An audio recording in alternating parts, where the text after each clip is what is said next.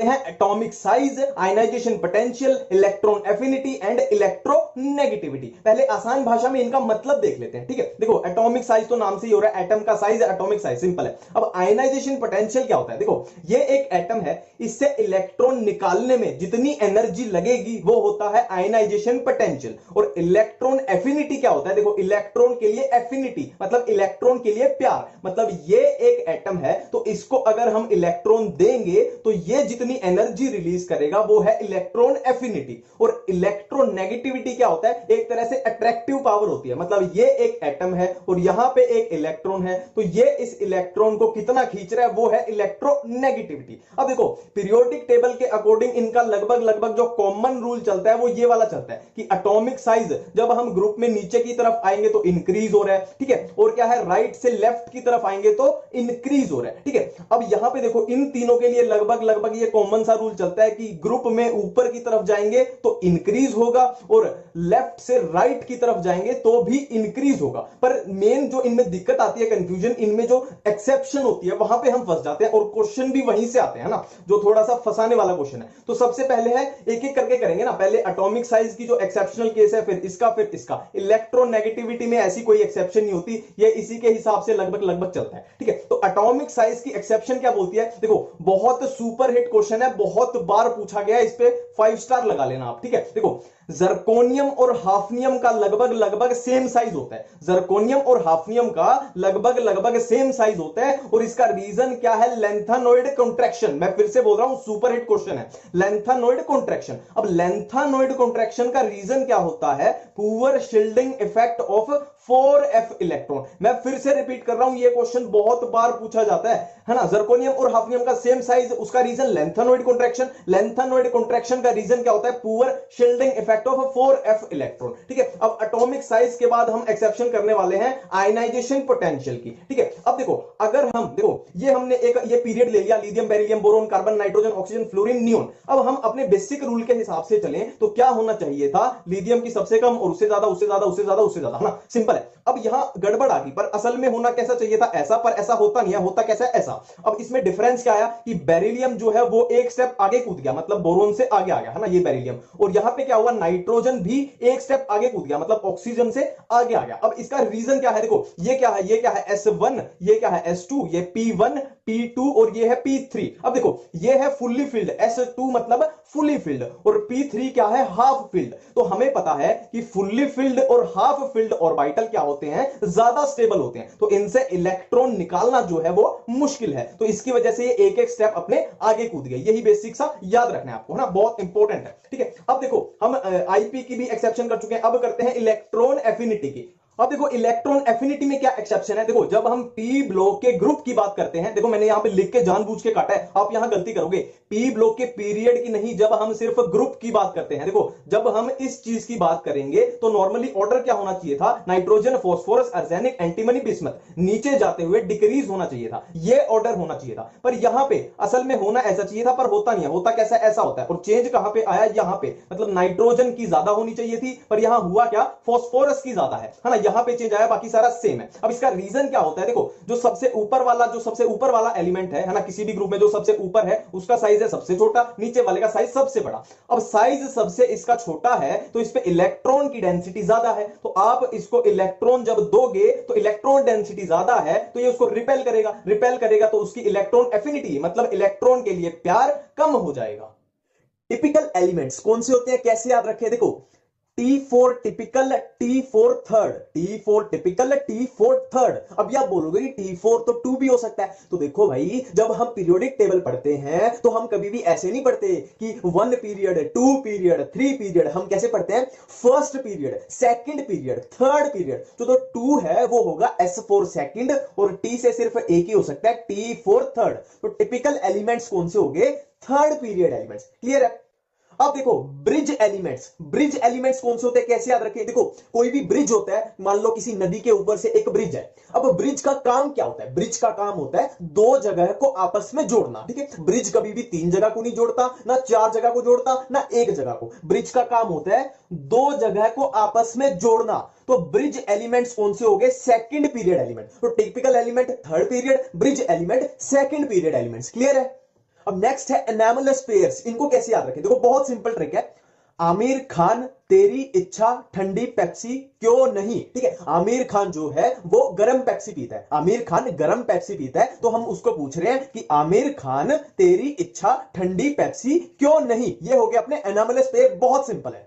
अब नेक्स्ट है मेटलॉइड्स, इसको कैसे याद रखें? देखो शिव जी की आरती, शिव जी भगवान की आरती किसी को भी याद नहीं है, ना मेरे को याद है ना आपको याद है, तो कहीं पे लिखी हुई है, मैं आपको एडवाइस दे रहा हूं कि सारे के सारे वहां से टेप लेते हैं, टेप लेते हैं मतलब चीटिंग कर लेते हैं, वहां से देख लेते हैं, ठीक है। तो क्या है? शिव जी की आरती, शिव जी की आरती सब ऐसे टेपो, सिंपल है, किसी को भी याद नहीं है, वहां पे लिखी हुई है, तो मैं आपको बोल रहा हूं वहां से टेप लेते हैं, शिव जी की आरती सब ऐसे टेपो। अब ये हो गए मेटलॉइड्स। नेक्स्ट, डायगोनल रिलेशनशिप क्या होती है और किसके बीच में होती है? देखो डायगोनल क्या होता है, हमने सिंपली 8वीं 9वीं 10वीं के मैथ में भी देखा होगा। डायगोनल क्या होता है? ये मान लो एक स्क्वायर है, डायगोनल क्या होगा? इधर से लेके इधर, ये एक डायगोनल है, या इधर से लेके इधर, ये भी एक डायगोनल है।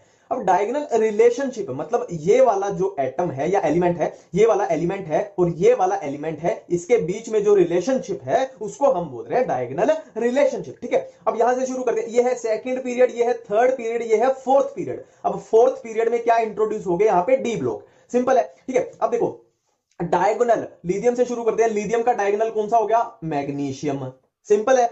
अब बेरिलियम का डायगोनल कौन सा होगा? एल्यूमिनियम, सिंपल है। बोरोन का डायगोनल कौन सा होगा? सिलिकॉन, सिंपल है। बस यही तीन याद रखने, इससे ज्यादा याद नहीं रखने, इससे ज्यादा पूछे भी नहीं जाएंगे। लिथियम का डायगोनल, बेरिलियम का डायगोनल और बोरोन का डायगोनल, बस इतना याद रख लेना, ये आपका टॉपिक क्लियर है।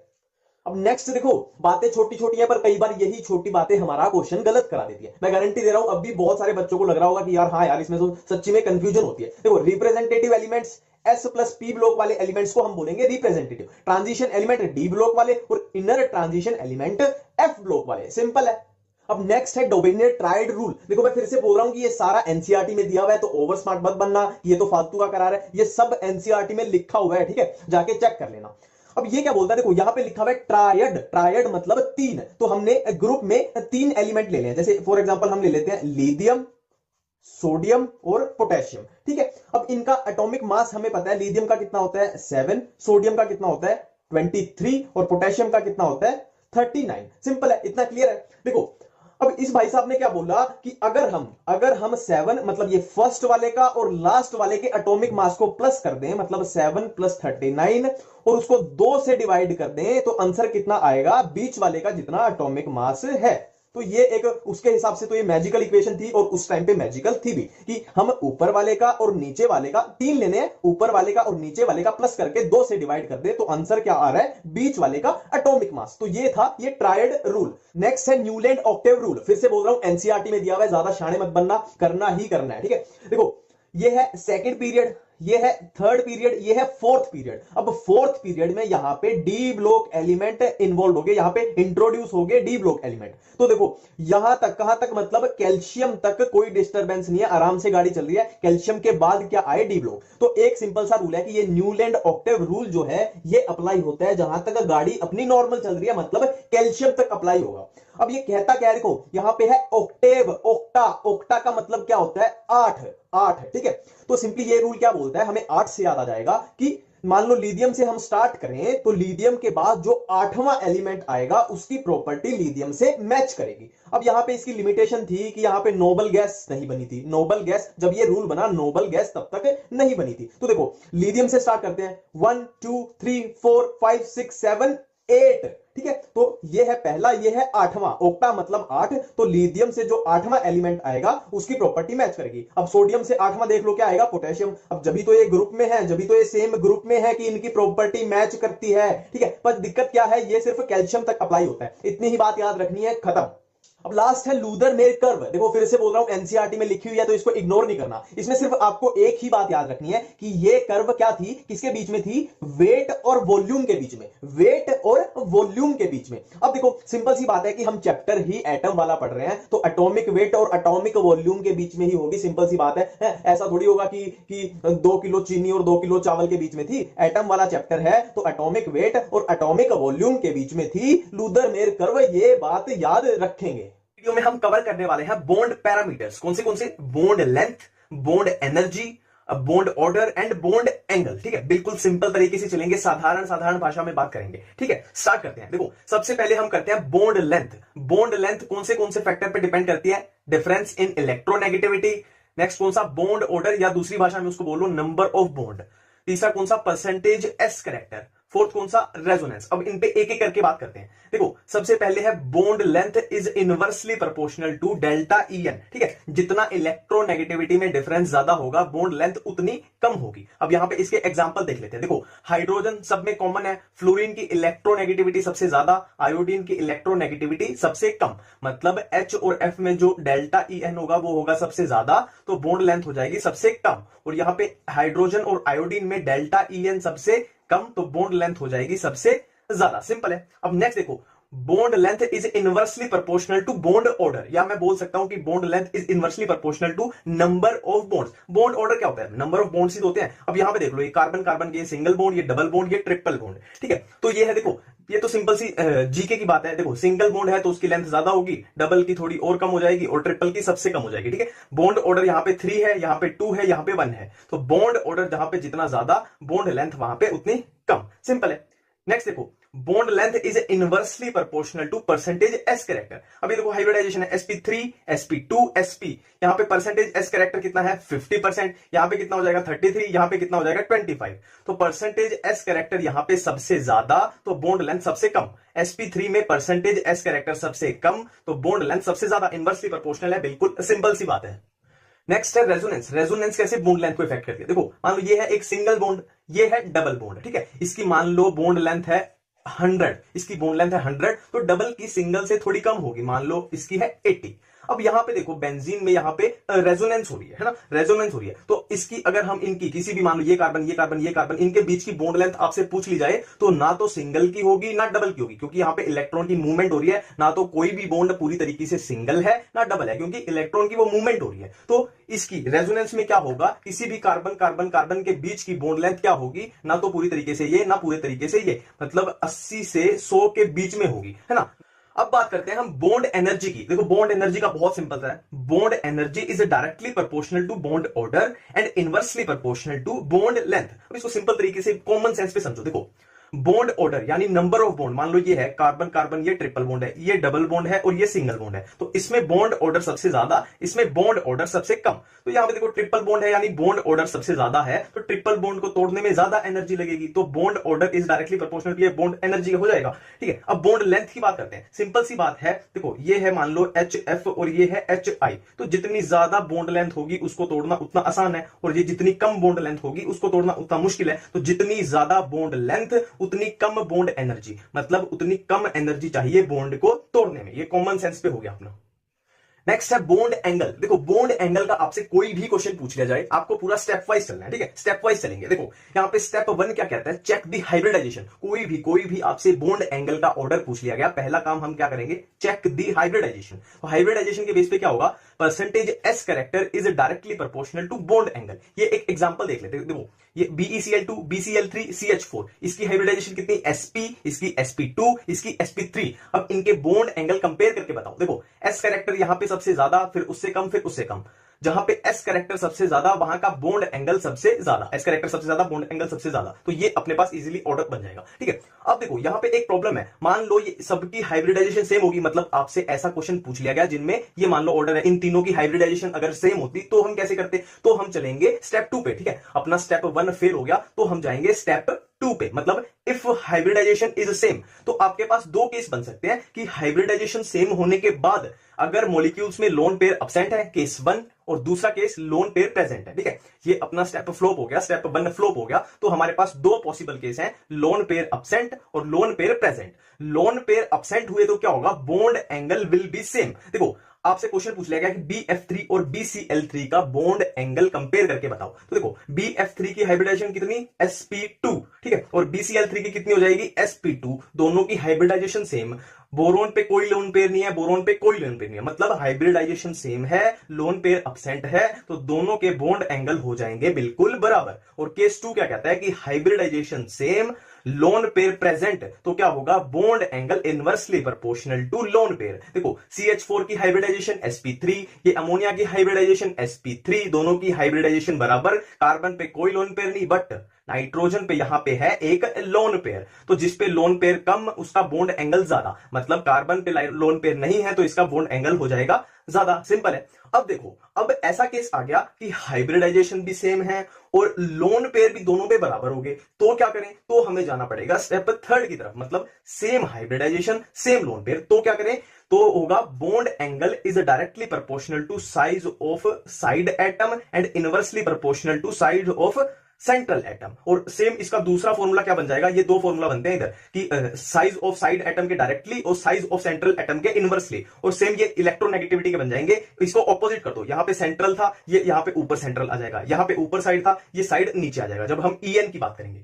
फॉर एग्जांपल ये आपसे पूछ लिया जाए कि इनका बॉन्ड एंगल कंपेयर करके बताओ, दोनों की बिल्कुल सेम हाइब्रिडाइजेशन है, दोनों पे लोन पेयर भी सेम है, तो बॉन्ड एंगल किसका ज्यादा होगा, तो हम सिंपली साइज देख लेते हैं, साइज किसका, सेंट्रल एटम यहां पे नाइट्रोजन, यहां पे फॉस्फोरस, ठीक है। हम क्या देख रहे हैं, दोनों के देखो साइड एटम तो दोनों के सेम है, क्लोरीन क्लोरीन, तो उससे तो अपना आंसर निकाल लिया है, तो हम नाइट्रोजन और फॉस्फोरस का साइज देख लेते हैं, साइज किसका, सेंट्रल एटम, सेंट्रल एटम का साइज कम होगा तो बॉन्ड एंगल होगा ज्यादा, नाइट्रोजन यहां पे छोटा है, नाइट्रोजन का साइज कम है तो उसका बॉन्ड एंगल हो जाएगा ज्यादा, सिंपल है। अब बात करते हैं बॉन्ड ऑर्डर की। देखो बॉन्ड ऑर्डर निकालना बहुत सिंपल है, ऐसे बीच में 14 लिख लेना, ये 10 11 12 13 14 15 16 17 18, हाँ 14 को टारगेट करना है, 14 का बॉन्ड ऑर्डर कितना है 3, और इधर 0.5 घटाते चले जाओ, और इधर भी 0.5 घटाते चले जाओ, ठीक है। अब कोई भी क्वेश्चन पूछ लिया जाए, मान लिया आपसे पूछ लिया जाए कि O2 का इसका बॉन्ड ऑर्डर बताओ, अब O2 में देखो इलेक्ट्रॉन सम कितना हो रहा है, एक ऑक्सीजन का 8 और दूसरे ऑक्सीजन का 8, कितना हो जाएगा 16, तो 16 पे देख लो कितना आ रहा है, ये 2 इसका बॉन्ड ऑर्डर हो जाएगा। और ऐसे ये इलेक्ट्रॉन सम कितना भी आए, आपको मान लो 15 आ जाए, सम 15, तो बॉन्ड ऑर्डर कितना हो जाएगा 2.5, ठीक है। और क्वेश्चन मान लो कार्बन मोनोऑक्साइड का पूछ लिया, तो कार्बन में कितने 6 और ऑक्सीजन के ये कितना आ जाएगा 40।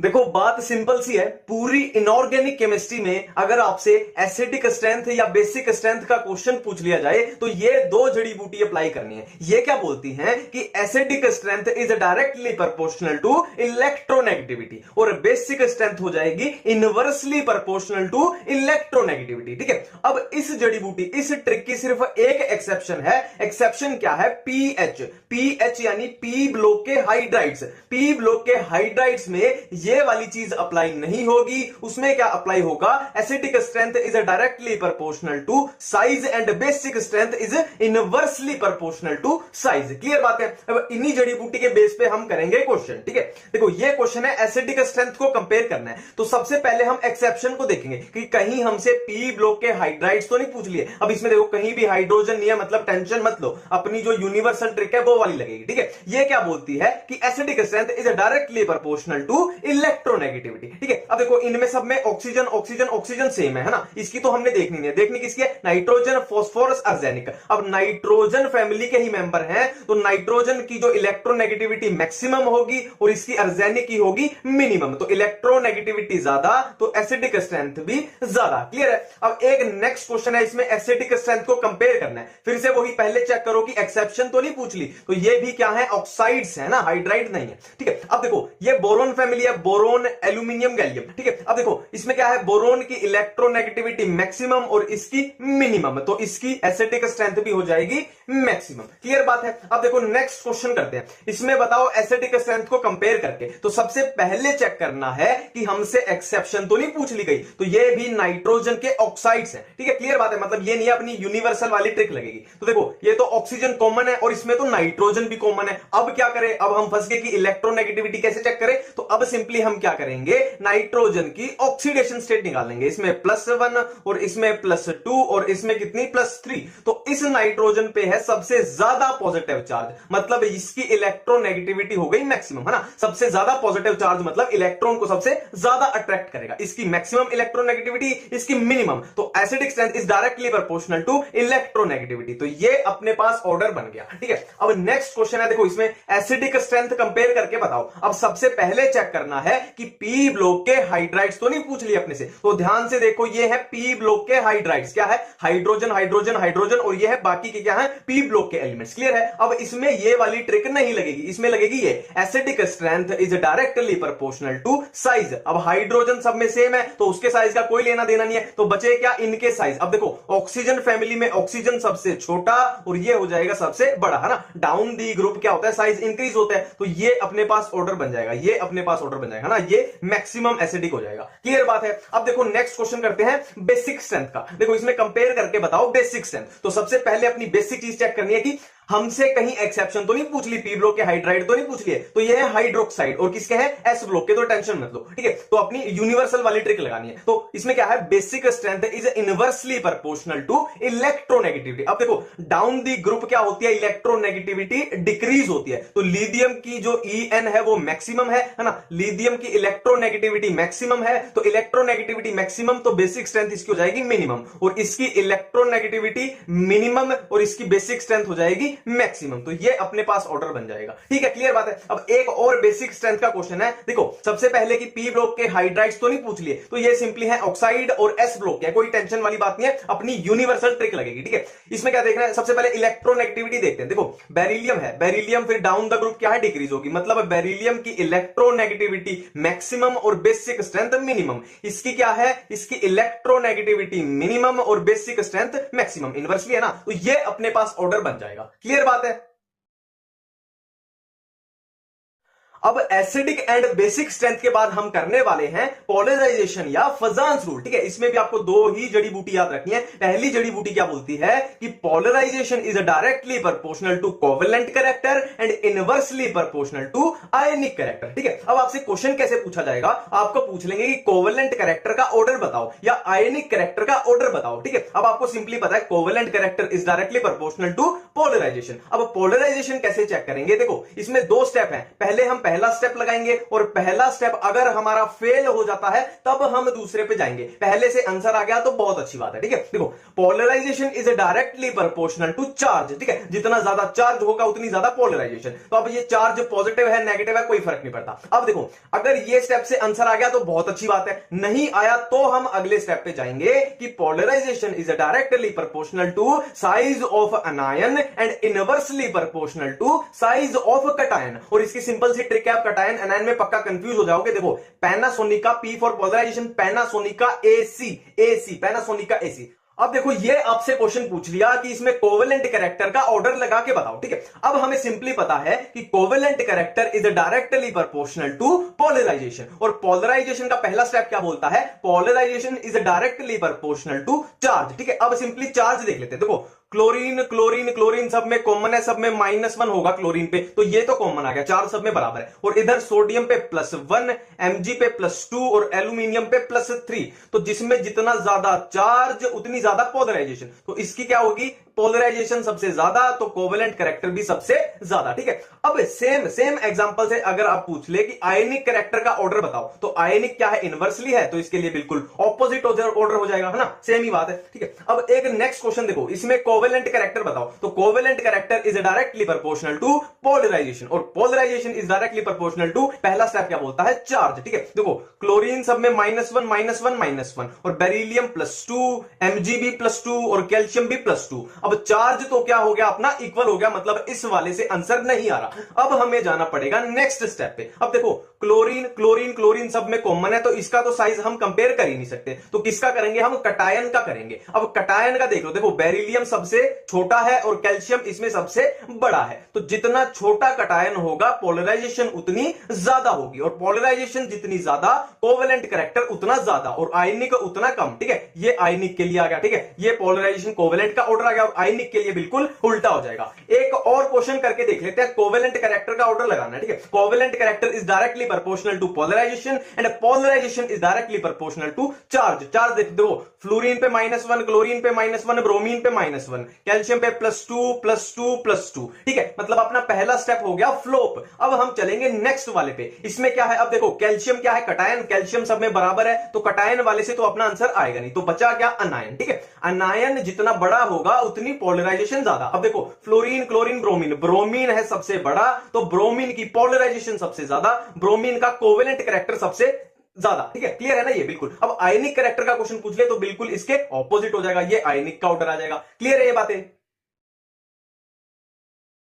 देखो डायपोल मूवमेंट वर्ड जहां भी दिख जाए तो डायपोल मूवमेंट के साथ ही हमारे माइंड में दूसरा वर्ड आना चाहिए, इलेक्ट्रोनेगेटिविटी। जहां भी डायपोल मूवमेंट है वहां पे हमें खेलना है इलेक्ट्रोनेगेटिविटी से, ठीक है। तो सिंपल सिंपल से डायरेक्ट क्वेश्चन ही करेंगे, आपको सारा कंसेप्ट ऑटोमेटिक क्लियर हो जाएगा। पहले हम देखते हैं कि कौन से मॉलिक्यूल्स पोलर हैं, कौन से नॉन पोलर हैं, वो कैसे देखें। और दूसरी पार्ट में हम करेंगे थोड़ा कंपैरिजन वाले क्वेश्चन, कि कंपेयर कैसे करें कि किसकी डायपोल मूवमेंट ज्यादा है, किसकी कम है। तो स्टार्ट करते हैं।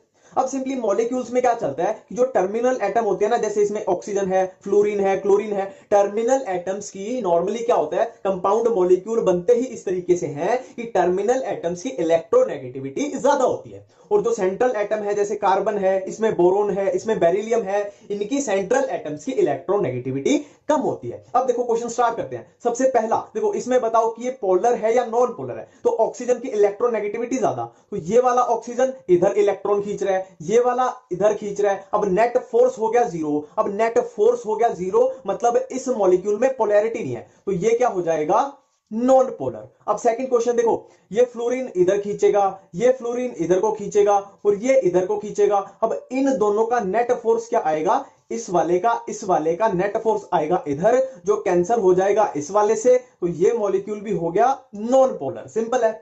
अब नेक्स्ट देखो, क्लोरीन इधर खींचेगा, ये वाला इधर खींचेगा, नेट फोर्स हो गया जीरो, तो ये वाला मॉलिक्यूल भी नॉन पोलर। अब इसमें देखो देखो, ये वाले क्लोरीन क्या है, एक है पेज से ऊपर, एक है पेज के नीचे, और ये वाले हैं एक प्लेन में, ठीक है। ये इधर खींच रहा है, ये इधर खींच रहा है, ये इधर खींच रहा है। अब इन दोनों का नेट फोर्स कहां जाएगा, इसका और इसका नेट फोर्स आएगा इधर, तो इसने इसको कैंसिल कर दिया, तो ये तो हो गया कैंसिल। अब ये वाला क्लोरीन ऊपर को खींचेगा, ये वाला नीचे को खींचेगा, तो इसने इसको कैंसिल हो गया, ये भी हो गया जीरो, मतलब ये पूरा मॉलिक्यूल नॉन पोलर। अब इसमें देखो देखो, लोन पेयर जहां भी आ जाए ना, सिंपली याद रखना है, लोन पेयर अपनी तरफ खींचता है, लोन पेयर जहां भी आ जाए, लोन पेयर अपनी तरफ खींचता है, तो इन दोनों का नेट फोर्स कहां जाएगा, ये वाला। अब फ्लोरीन इधर, फ्लोरीन इधर, और इसका नेट फोर्स ये वाला। अब देखो, ये आपके दिमाग में क्या आ रहा है कि कैंसिल कर देते हैं, पर यहां पे देखो, ये जो नेट फोर्स है ये है लोन पेयर की वजह से, और ये नेट फोर्स है ये है फ्लोरीन की वजह से, तो दोनों फोर्स अलग अलग है, तो ये मॉलिक्यूल होगा पोलर, ठीक है। हो सकता है ये ज्यादा हो सकता है ये ज्यादा हो, मतलब फोर्स की वैल्यू अलग अलग है, सिंपल है। अब देखो ये वाला, देखो ये ऑक्सीजन इधर को खींच रहा है, ये वाला इधर को, ये वाला इधर को, इन दोनों का नेट फोर्स ये नीचे को, ये इसको कैंसिल कर देगा, मतलब ये हुआ नॉन पोलर। अब देखो, लोन पेयर हमने क्या बोला था, लोन पेयर हमेशा अपनी तरफ खींचता है, ये लोन पेयर ऊपर को, ये ऑक्सीजन इधर, ये ऑक्सीजन इधर, तो दोनों ऑक्सीजन का नेट फोर्स आ जाएगा यहां बीच में। अब लोन पेयर ये है, ये एरो है लोन पेयर की वजह से, और ये वाला एरो है ऑक्सीजन की वजह से, मतलब ये फोर्स अलग है, ये फोर्स अलग है। कौन ज्यादा है हमें नहीं पता, बस हमें ये पता है ये मॉलिक्यूल होगा पोलर, क्योंकि फोर्स बैलेंस नहीं हो रहे, नेट फोर्स जीरो नहीं हो रहा। अब इसमें देखो, ये वाला फ्लोरीन इसको कैंसिल कर देगा, ये वाला फ्लोरीन इसको कैंसिल कर देगा, ये वाला फ्लोरीन इसको कैंसिल कर देगा, तो मॉलिक्यूल क्या हो गया, नॉन पोलर। अब इसमें देखो, ये वाले फ्लोरीन ने इसको कैंसिल कर दिया, ये वाला फ्लोरीन इधर को फोर्स लगा रहा है, ये क्लोरीन इधर लगाएगा, ये क्लोरीन इधर लगाएगा। अब ये क्लोरीन का, ये दोनों क्लोरीन की वजह से ये नेट फोर्स आया क्लोरीन का, और ये नेट फोर्स आया इस फ्लोरीन की वजह से। अब ये है क्लोरीन की वजह से, ये है फ्लोरीन की वजह से, मतलब ये वाला मॉलिक्यूल हुआ पोलर, क्योंकि दोनों फोर्स की वैल्यू अलग अलग है, सिंपल। अब हम कुछ क्वेश्चंस कंपैरिजन के करके देख लेते हैं कि कंपेयर करके बताओ किसका डायपोल मूवमेंट ज्यादा है, किसका कम है। गेम वही है, इलेक्ट्रोनेगेटिविटी, और कुछ नहीं, दूसरी चीज ही नहीं है, सिर्फ इलेक्ट्रोनेगेटिविटी। अब फर्स्ट में देखो देखो, ये लोन पेयर है, लोन पेयर अपनी तरफ खींचता है, हमें पता है। हाइड्रोजन की तो इलेक्ट्रोनेगेटिविटी कम है, इसके तो उल्टा ऑक्सीजन ही इलेक्ट्रॉन खींच लेगा, तो इसका ये पूरे मॉलिक्यूल का नेट फोर्स कहां जा रहा है, ऊपर की तरफ। इसमें देखो, लोन पेयर अपनी तरफ खींचेगा, सिंपल है। फ्लोरीन की इलेक्ट्रोनेगेटिविटी ज्यादा, तो ये अपनी तरफ, मतलब इनका नेट फोर्स यहां पे, फ्लोरीन का यहां पे, तो यहां पे हो रही है फोर्स कैंसिलेशन, और ये है नेट ऊपर, तो इसका डायपोल मूवमेंट हो जाएगा ज्यादा, ठीक है। अब सेकंड क्वेश्चन देखो, सिंपली इलेक्ट्रोनेगेटिविटी को देखना है। फ्लोरीन की इलेक्ट्रोनेगेटिविटी मैक्सिमम, आयोडीन की मिनिमम, तो फ्लोरीन वाला हो जाएगा, मतलब फ्लोरीन जो है हाइड्रोजन के मैक्सिमम इलेक्ट्रॉन पुल कर लेगा, तो HF की डाइपोल मूवमेंट हो जाएगी ज्यादा, इसकी मिनिमम ऑर्डर बन जाएगा, ये खत्म। अब देखो लास्ट क्वेश्चन, देखो बेंजीन वालों में क्या करना है, ये इस टाइप के क्वेश्चन आ जाना है, इनमें क्या करना है, सिंपली वेक्टर का यूज करना है। और वो कैसे करना है, देखो ये क्लोरीन इधर को खींचेगा, ये इधर को, ये इधर को, ये इधर इधर इधर इधर इधर इधर। अब सिंपली यहां पे लगाना है वेक्टर। अब देखो, जो ये है यहां पे कर लेते हैं, एक बेंजीन रिंग बना के बता देता हूं मैं आपको। देखो ये बेंजीन रिंग है, अब इसके और इसके बीच में कितना एंगल होता है 60 डिग्री, और इसके बीच में कितना होगा 60 डिग्री, और यहां पे फिर से 60 डिग्री इनके और इनके बीच में, तो टोटल हमारा बन जाएगा कितना, बन जाएगा 360। अब इसके और इसके बीच में कितना एंगल हो जाएगा टोटल 120 डिग्री। अब हमने वेक्टर में पढ़ा है, मान लो इसकी वैल्यू है a और इसकी भी वैल्यू है a, और इन दोनों के बीच में 120 का एंगल है, तो इनका रिजल्टेंट आएगा a। ठीक है, a और a के बीच में 120 एंगल है, तो रिजल्ट भी आएगा a। अब देखो ये क्लोरीन का नेट फोर्स ऊपर था, ठीक है, कंप्लीट है। अब देखो इसमें ये फोर्स इधर, ये फोर्स इधर, और एंगल कितना 120, तो नेट फोर्स किधर आएगा, इधर को आएगा कितना, एक क्लोरीन के बराबर। इसमें था अपना एक क्लोरीन और इसमें भी एक क्लोरीन का फोर्स चल रहा है अभी तक। अब देखो इस क्लोरीन ने इस क्लोरीन को कैंसिल कर दिया, और ये के बीच में एंगल कितना है 120, तो नेट फोर्स इधर आएगा कितना, एक क्लोरीन के बराबर। एक क्लोरीन, एक क्लोरीन, एक क्लोरीन, मतलब ये तीनों में तो हो गया बराबर, ये तीनों में बराबर हो गया क्योंकि नेट फोर्स इक्वल है। अब इसमें देखो इनमें एंगल है 60 डिग्री का, मतलब यहां पे फोर्स आएगा कितना, एक क्लोरीन से ज्यादा। 60 डिग्री का मतलब फोर्स कितना आएगा, एक क्लोरीन से ज्यादा, तो इसमें हो जाएगा dipole movement maximum. Back bonding, तो अब ये मेरी रिस्पॉन्सिबिलिटी बनती है कि इस वीडियो के बाद आपको बैक बॉन्डिंग वर्ड यूट्यूब पे दोबारा सर्च ना करना पड़े, इसी वीडियो में पूरा कंप्लीट करके जाएंगे। ठीक है, देखो बहुत सिंपल है। देखो आप मान लो नया फ्रिज लाते हो, नया टीवी लाते हो, या नई वॉशिंग मशीन लाते हो, तो आपके घर में जगह होगी, या इतना सारा सामान को रखने की जगह होगी, तभी तो आप लाओगे। ठीक है, ये बात, इतनी सी बात आपको समझ आती है, तो आपका बैक बॉन्डिंग खत्म। देखो बहुत सिंपल है, मान लो एक एटम है A और दूसरा एटम है B, सिंपल है। अब A एटम के पास है एक लोन पेयर, तो A एटम ने B को बोला कि भाई मेरे पास लोन पेयर है, तेरे को चाहिए क्या, है मेरे पास लोन पेयर है, तेरे को चाहिए क्या। अब देखो B के पास अगर खाली जगह होगी तो वो बोलेगा हाँ भाई आने दे, मेरा तो फायदा ही है, और इसके पास खाली जगह इसको रखने की होगी नहीं, तो ये कैसे इसको रिसीव करेगा। ठीक है, तो इसके पास अगर वेकेंट ऑर्बिटल है तो इसको बोलेगा हाँ भाई आने दे, मेरे को तो फायदा हो रहा है, और इसी फायदे को हम मिला जुला के बोल रहे हैं क्या, बैक बॉन्डिंग। पर यहां पे एक कंडीशन है 5 स्टार लगा लेना कि A या B इन दोनों में से एक एटम को सेकंड पीरियड का होना चाहिए, इन दोनों में से एक, मिनिमम एक एटम को सेकंड पीरियड का होना ही चाहिए, तभी बैक बॉन्डिंग पॉसिबल है। ठीक है, अभी आपको पूछना चाहिए कि A और B अगर दोनों सेकंड पीरियड के हुए तो क्या होगा, तो मैं बोलूंगा अगर दोनों सेकंड पीरियड के हैं तो बहुत अच्छी बैक बॉन्डिंग होगी। ठीक है, दोनों सेकंड पीरियड के हैं तो बहुत अच्छी बैक बॉन्डिंग, एक सेकंड का है दूसरा थर्ड का है तो उससे थोड़ी कमजोर बैक बॉन्डिंग, एक सेकंड का है दूसरा फोर्थ पीरियड का है तो उससे भी कमजोर बैक बॉन्डिंग, एक सेकंड का है दूसरा फिफ्थ का है तो सबसे कमजोर बैक बॉन्डिंग। तो इस तरीके से करना है। अब देखते हैं बैक बॉन्डिंग पे हमसे क्वेश्चन क्या क्या पूछे जाते हैं, थोड़ा वो देख लेते हैं। ठीक है, अब देखो अगर हमसे क्वेश्चन पूछ लिया जाए कि इन दोनों में से बताओ कौन अच्छा बेस है, तो बेस क्या होता है, जो लोन पेयर को डोनेट करता है। तो ये जो नाइट्रोजन पे लोन पेयर प्रेजेंट है, इसको जो अच्छा डोनेट करेगा वो होगा स्ट्रॉन्ग बेस। तो सिंपली हमें देखना है कि इन दोनों में से किसी का, ये लोन पेयर है जो, ये लोन पेयर इन दोनों में से बैक बॉन्डिंग में किसका यूज हो रहा है। तो बैक बॉन्डिंग में अगर किसी का लोन पेयर यूज हो गया तो वो दूसरे को डोनेट कैसे करेगा, मतलब वो वीक बेस बन जाएगा। ठीक है, अब देखो बैक बॉन्डिंग की जो कंडीशन मैंने बताई थी, सिंपल वो चेक करनी है। ठीक है, एक एटम के पास क्या होने चाहिए, लोन पेयर। ठीक है, एक एटम के पास लोन पेयर, तो ये रिक्वायरमेंट दोनों में पूरी हो रही है। ठीक है, अब दूसरे एटम के पास इस लोन पेयर को रिसीव करने के लिए क्या होना चाहिए, वेकेंट ऑर्बिटल। तो कार्बन के पास नहीं है, दूसरे एटम के पास क्या होना चाहिए, वेकेंट ऑर्बिटल। तो सिलिकॉन के पास प्रेजेंट है, तो सिलिकॉन के वैकेंट ऑर्बिटल इस लोन पेयर को रिसीव कर लेंगे, मतलब इस केस में हो जाएगी बैक बॉन्डिंग, और इस केस में बैक बॉन्डिंग है एब्सेंट। अब देखो यहां पे ये लोन पेयर है, ये बैक बॉन्डिंग में यूज हो गया, मतलब ये किसी और को डोनेट नहीं कर सकता, और इसमें बैक बॉन्डिंग एब्सेंट है, मतलब ये लोन पेयर सुरक्षित है, मतलब ये किसी और को डोनेट कर सकता है। तो ये किसी और को डोनेट करेगा तो ये हो जाएगा अच्छा बेस। तो बेसिक स्ट्रेंथ हो गई इसकी ज्यादा, बहुत सिंपल है। अब देखो नेक्स्ट क्वेश्चन, इसमें हमें बतानी है कि जो BF की बॉन्ड लेंथ है वो किसमें ज्यादा होगी किसमें कम होगी।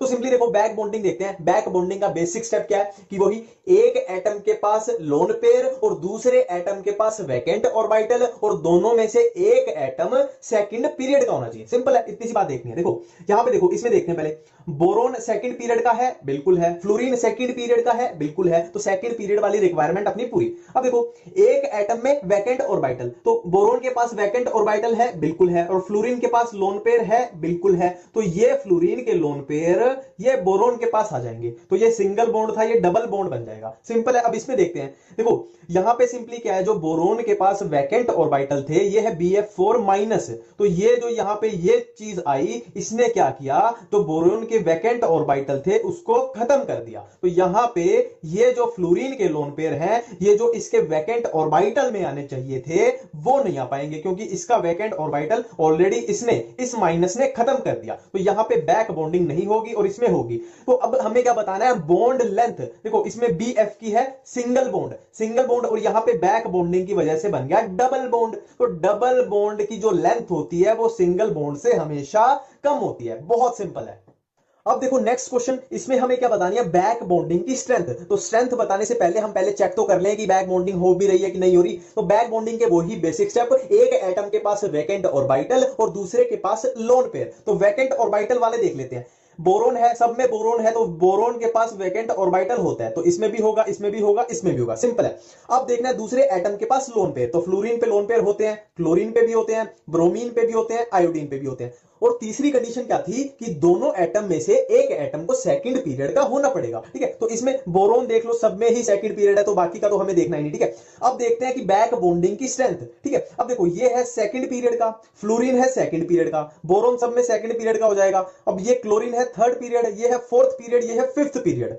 तो ये है सेकंड क्लास का बच्चा, ये भी सेकंड क्लास का बच्चा, मतलब दोनों में अच्छी बॉन्डिंग होगी, बहुत अच्छी बॉन्डिंग होगी। अब ये है सेकंड क्लास का, ये है थर्ड क्लास का, मतलब थोड़ी सी कम बॉन्डिंग होगी कि एज में डिफरेंस है, छोटे बड़े हैं। ये है फोर्थ क्लास, और ज्यादा डिफरेंस आ गया। ये है सेकंड क्लास, एज का डिफरेंस और ज्यादा बढ़ गया, मतलब बॉन्डिंग और कम होगी। अब ये है फिफ्थ क्लास, ये है सेकंड क्लास, फिफ्थ क्लास वाला बहुत बड़ा है, मतलब बहुत कम बॉन्डिंग होगी। तो बैक बॉन्डिंग की स्ट्रेंथ सेकंड वाले में सबसे ज्यादा, फिर ये ऐसे ऑर्डर बन जाएगा, जो फिफ्थ पीरियड और सेकंड पीरियड वाले में सबसे कम बॉन्डिंग।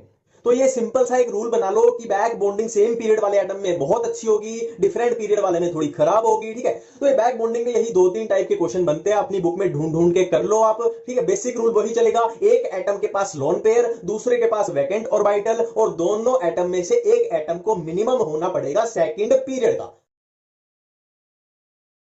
हाइड्रोजन बॉन्डिंग के लिए अपने को सिर्फ 2 पॉइंट याद करने हैं, याद भी नहीं करने एक्चुअली, सिमिलर ही है ना, सिंपल तरीके से हो जाएंगे। देखो नाम है हाइड्रोजन बॉन्डिंग, तो एक बात तो बिल्कुल क्लियर है कि हाइड्रोजन बॉन्डिंग में हाइड्रोजन का लेना देना तो होगा। ठीक है, अब देखो ऐसा हाइड्रोजन जो फोन से जुड़ा हो, ऐसा हाइड्रोजन जो फोन से जुड़ा हो, मतलब फ्लोरीन, ऑक्सीजन या नाइट्रोजन से जुड़ा हो। ठीक है, पहला पॉइंट है ऐसा हाइड्रोजन जो फोन से जुड़ा हो, वो हाइड्रोजन बॉन्डिंग बनाएगा किसके साथ, फोन के साथ। ठीक है, बिल्कुल सिमिलर पॉइंट है। ठीक है, हाइड्रोजन बॉन्डिंग पढ़ रहे हैं तो हाइड्रोजन का लेना देना तो होगा। तो हमने 2 पॉइंट किए कि ऐसा हाइड्रोजन जो फोन से जुड़ा हो, वो हाइड्रोजन बॉन्डिंग बनाएगा किसके साथ, फोन के साथ। देखो मैंने अभी जो भी बोला आपको इजीली समझ में आ जाएगा। देखो मैं आपको 2 कंडीशन बताता हूं। देखो ये है CH4 और यहां पे है हमारे पास ये HF। ठीक है, अब आपसे पूछ लिया जाए कि इनमें हाइड्रोजन बॉन्डिंग यहां होगी कि नहीं होगी। अब देखो पहली कंडीशन हमारी क्या थी कि ऐसा हाइड्रोजन जो फोन से जुड़ा हो, मतलब फ्लोरीन, ऑक्सीजन या नाइट्रोजन से। यहां पे कार्बन है, मतलब ये पहली कंडीशन सेटिस्फाई नहीं हो रही। दूसरी कंडीशन सेटिस्फाई हो रही है कि यहां पे फोन होना चाहिए, पर ये कंडीशन सेटिस्फाई नहीं है, तो यहां पे हाइड्रोजन बॉन्डिंग नहीं होगी। अब दूसरी कंडीशन मैं आपको देता हूं, मान लो ये है HF और ये है HF। ठीक है, अब इसमें आपसे पूछ लिया जाए कि हाइड्रोजन बॉन्डिंग होगी कि नहीं होगी। तो पहला स्टेप वाइज देखना है कि ऐसा हाइड्रोजन जो फोन से जुड़ा हो, मतलब यहां पे फ्लोरीन है तो पहली कंडीशन सेटिस्फाई। तो ऐसा हाइड्रोजन जो फोन से जुड़ा हो, वो फोन के साथ, मतलब फ्लोरीन, ऑक्सीजन या नाइट्रोजन के साथ। तो यहां भी फोन अपना सेटिस्फाई हो रहा है, मतलब ये हाइड्रोजन बॉन्डिंग होगी। तो ये मेरे ख्याल से आपको समझ में आ गया। अब बात करते हैं हाइड्रोजन बॉन्डिंग के टाइप्स की। देखो हाइड्रोजन बॉन्डिंग 2 टाइप की, इंटरमोलिक्यूलर एंड इंट्रामोलिक्यूलर। तो ये तो नाम से ही पता लग रहा है, इंटरमोलिक्यूलर मतलब 2 मॉलिक्यूल्स के बीच, और इंट्रामोलिक्यूलर मतलब एक मॉलिक्यूल के अंदर। तो पहले हम देखते हैं इंटरमोलिक्यूलर। तो नाम से ही पता लग रहा है, सिंपल सा इसका एग्जांपल वही ले लेते हैं, HF HF HF। तो इसमें सिंपली क्या होगा, देखो फ्लोरीन की इलेक्ट्रोनेगेटिविटी ज्यादा, तो इस पे आ जाएगा डेल्टा नेगेटिव, इस पे डेल्टा पॉजिटिव, इस पे भी ऐसे डेल्टा पॉजिटिव, इस पे डेल्टा नेगेटिव, इस पे डेल्टा पॉजिटिव, इस पे डेल्टा नेगेटिव। तो ये पॉजिटिव और नेगेटिव के बीच थोड़ा अट्रैक्शन हो जाएगा, पॉजिटिव और नेगेटिव के बीच थोड़ा अट्रैक्शन हो जाएगा। तो ये एक मॉलिक्यूल, ये एक मॉलिक्यूल, ये एक मॉलिक्यूल। तो मॉलिक्यूल्स के बीच में जो बॉन्डिंग हो रही है उसको हम बोल देंगे इंटरमॉलिक्यूलर, 2 मॉलिक्यूल्स के बीच। अब हम बात करते हैं इंट्रामोलिकुलर हाइड्रोजन बॉन्डिंग। देखो नाम से ही पता लग रहा है एक मॉलिक्यूल के अंदर। ये नॉर्मली क्या होता है, ऑर्गेनिक कंपाउंड जैसे रिंग रिलेटेड होते हैं ना, इनमें पाई जाएगी। अब देखो ये कंपाउंड है, ये है OH बॉन्ड, ये है CHO। अब यहां पे क्या होगा, देखो ये ऑक्सीजन पे क्या आ जाएगा, पार्शियल नेगेटिव, कार्बन पे पार्शियल पॉजिटिव, इधर ये ऑक्सीजन पे पार्शियल नेगेटिव, ये हाइड्रोजन पे पार्शियल पॉजिटिव, तो ये पार्शियल पॉजिटिव, ये पार्शियल नेगेटिव, तो यहां पे क्या हो जाएगा, ये हो जाएगी बॉन्डिंग, जिसको हम बोल देंगे हाइड्रोजन बॉन्डिंग। हाइड्रोजन बॉन्डिंग की अपनी वो कंडीशन देख लेते हैं कि ऐसा हाइड्रोजन जो फोन से जुड़ा हो वो फोन के साथ हाइड्रोजन बॉन्डिंग बनाएगा, तो दोनों कंडीशन अपनी सेटिस्फाई हो रही है, और ये एक मॉलिक्यूल के अंदर है, इसलिए इसको बोल देंगे इंट्रामोलिकुलर। इतनी बात क्लियर है। अब करते हैं सबसे जरूरी बात कि हाइड्रोजन बॉन्डिंग के रिलेटेड किसी भी क्वेश्चन को कैसे सोल्व करें। देखो मेरे को वीडियोस को ज्यादा खींचना पसंद नहीं है, इसलिए मैंने ये जड़ी बूटी तैयार की है, और ये रिजल्ट कैसे आई ये भी कोई बहुत बड़ी साइंस नहीं है, आप कॉमन सेंस से सोचोगे आपको पता लग जाएगा, ठीक है। पर ये जड़ी बूटी आप नोट डाउन कर लो, और इनकी हेल्प से हाइड्रोजन बॉन्डिंग का कोई भी क्वेश्चन आप सोल्व कर सकते हो। क्वेश्चन एक एक सोल्व करो और मेरे को कमेंट में बताओ, ठीक है। इससे ये ऐसे क्या ऐसे नोट डाउन कर लो, इससे सारे क्वेश्चन आपके सोल्व हो जाएंगे। देखो इसमें क्या है, boiling point and melting point intermolecular hydrogen bonding की वजह से इंक्रीज होगा और इंट्रा की वजह से डिक्रीज होगा। सोल्यूबिलिटी इंटर की वजह से इंक्रीज, इंट्रा की वजह से डिक्रीज। सरफेस टेंशन इंक्रीज होगी दोनों केस में, इंटर भी इंट्रा भी। विस्कोसिटी दोनों केस में इंक्रीज, इंटर भी इंट्रा भी। अब इसको याद करने की एक ट्रिक बताता हूं। देखो इंटरमोलिकुलर हाइड्रोजन बॉन्डिंग की वजह से सब कुछ इंक्रीज हो रहा है, सब कुछ इंक्रीज हो रहा है, और इंट्रा की वजह से क्या है, melting point and solubility decrease and surface tension and viscosity increase, ठीक है। इंटर की वजह से सब कुछ इंक्रीज और इंट्रा की वजह से surface tension and viscosity increase हो रही है, बाकी boiling point and melting point and solubility decrease हो रहा है, ठीक है। वाले सिंपल सी ट्रिक जिसकी हेल्प से हम किसी भी मॉलिक्यूल को सिंपली देख के बता सकते हैं कि वो पैरामैग्नेटिक होगा या डायमैग्नेटिक होगा, ठीक है। तो देखो आपसे किसी भी मॉलिक्यूल के बारे में पूछ लिया जाए तो सिंपली आपको एक चीज देखनी है, इलेक्ट्रॉन सम, उस मॉलिक्यूल का इलेक्ट्रॉन सम।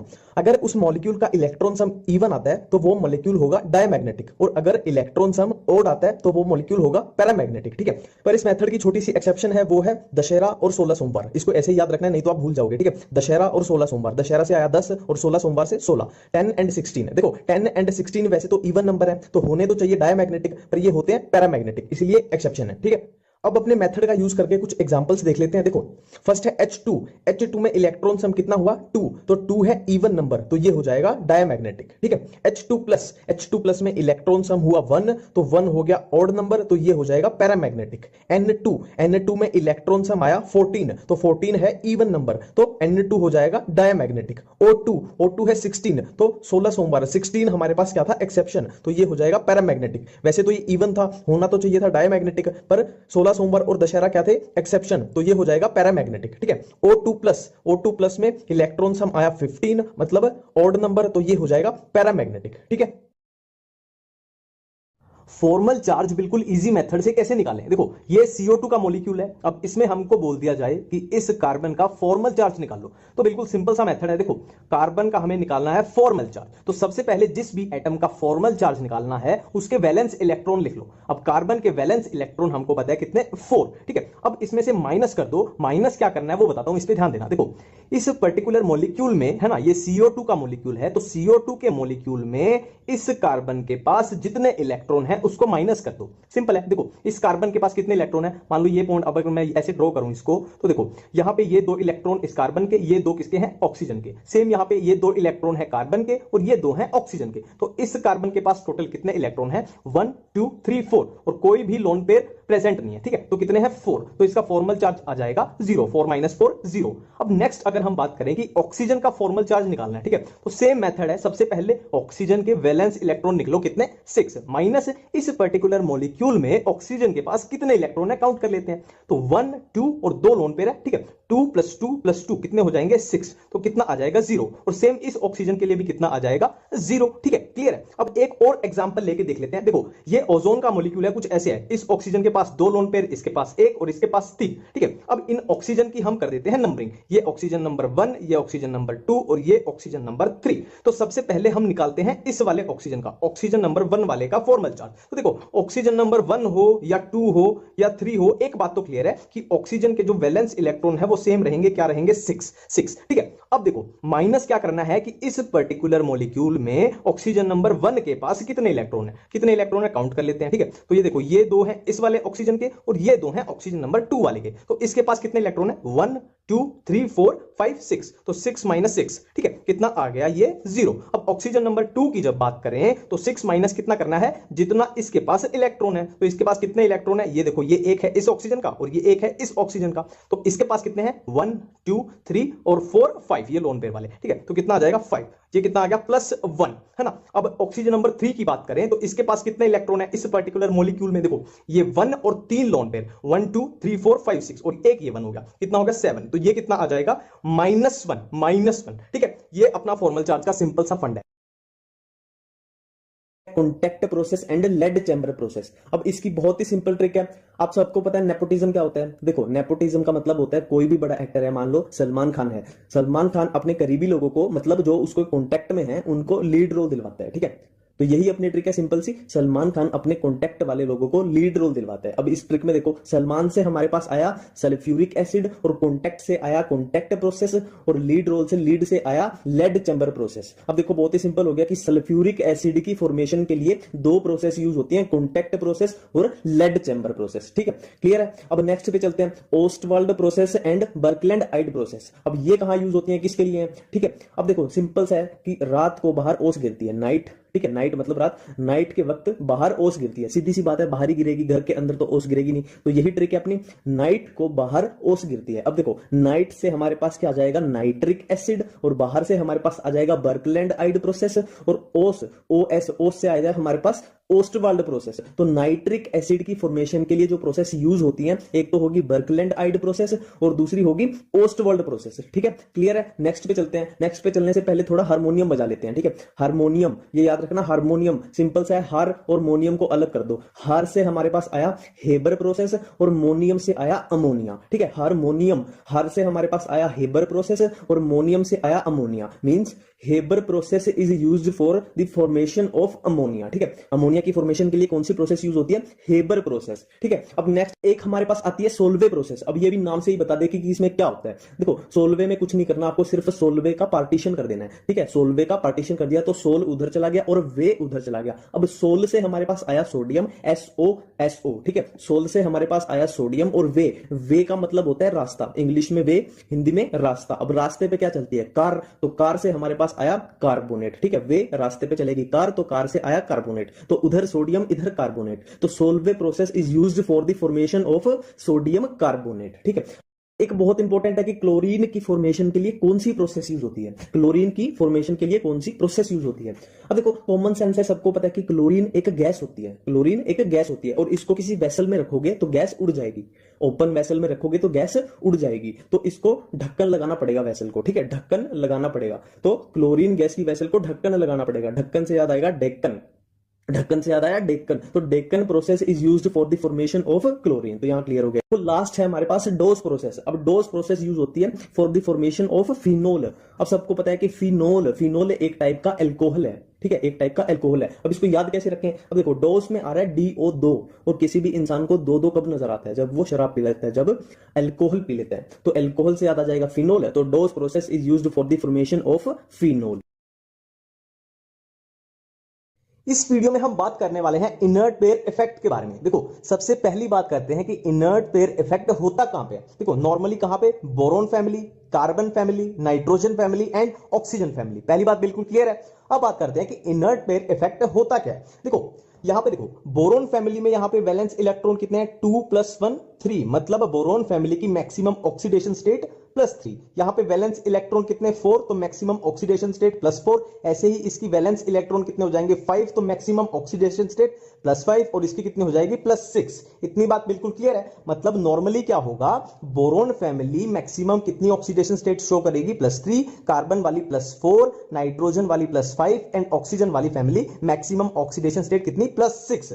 पर यहां पे क्या होता है, देखो नॉर्मली हम ग्रुप में नीचे की तरफ जाते हैं, जो हैवियर एलिमेंट्स आते हैं। अब मैं इनर्ट पेयर इफेक्ट बता रहा हूं कि होता क्या है। नीचे की तरफ जाते हैं, जैसे बोरोन फैमिली में और ये कार्बन फैमिली में हम नीचे की तरफ गए, और हम नाइट्रोजन फैमिली में नीचे की तरफ गए, और हम ऑक्सीजन फैमिली में नीचे की तरफ गए, तो क्या होता है, जो हैवियर एलिमेंट होते हैं वो ये +3 +4 या +5 या +6 मतलब मैक्सिमम ऑक्सीडेशन स्टेट नहीं शो करते, ठीक है। यहां पे कितनी शो होगी, ये शो करेगा कितनी +1, जिसमें ये स्टेबल होगा, ये शो करेगा +2, ये शो करेगा +3, ये शो करेगा +4। ये इनकी स्टेबल कॉन्फ़िगरेशन है। और नॉर्मल होनी कितनी चाहिए थी, ये वाली होनी चाहिए थी, पर असल में होती क्या है, स्टेबल वाली ये वाली होती है। अब इसका रीजन क्या है, रीजन सिंपल सा है, देखो नाम से ही पता लग रहा है, इनर्ट का मतलब क्या होता है, मतलब जो रिएक्ट नहीं करेंगे। तो सिंपल सी एक लाइन याद रखना कि inertness of S electron, inertness of S electron, inertness of S electron, inertness of S electron की जो हैवियर एलिमेंट हैं ग्रुप में, जो नीचे वाले एलिमेंट हैं वो एस इलेक्ट्रॉन की इनर्टनेस शो करेंगे, मतलब वो सिर्फ पी वाली ऑक्सीडेशन से, है ना, ये पी वाला ही तो काम आ रहा है, ये 1 है तो ये +1 होगी, ये पी वाला 2 है तो ये +2 हो गई, पी वाला +3 है ये +3, ये 4 है ये +4, मतलब एस वाले का कोई यूज नहीं हो रहा, सिर्फ किसमें, हैवियर में, ठीक है। तो इसकी एक सिंपल सी ट्रिक बताता हूं, देखो नीचे वाले एलिमेंट नीचे वाली ऑक्सीडेशन स्टेट में हैप्पी हैं और ऊपर वाले एलिमेंट ऊपर वाली ऑक्सीडेशन स्टेट में, है ना, ऊपर वाली मतलब ज्यादा ऑक्सीडेशन स्टेट में ऊपर वाले खुश हैं और कम ऑक्सीडेशन स्टेट में नीचे वाले खुश हैं। इसको सिंपल भाषा में क्या बोल रहे हैं हम, इनर्ट पेयर इफेक्ट। याद रखना, इनर्टनेस ऑफ एस इलेक्ट्रॉन वाले ट्रिक्स फॉर ऑक्सी एसिड्स। देखो ऑक्सी एसिड्स को लेके दो टाइप की कंफ्यूजन होती है, एक तो होगी मेटा पाइरो ऑर्थो एसिड ये वाली, और दूसरी होती है हाइपो अस अस इक पर इक ये वाली कंफ्यूजन, ठीक है। तो सबसे पहले है मेटा एसिड। किसी भी पर्टिकुलर एसिड का मेटा एसिड कैसे बनाए, देखो बहुत सिंपल ट्रिक है।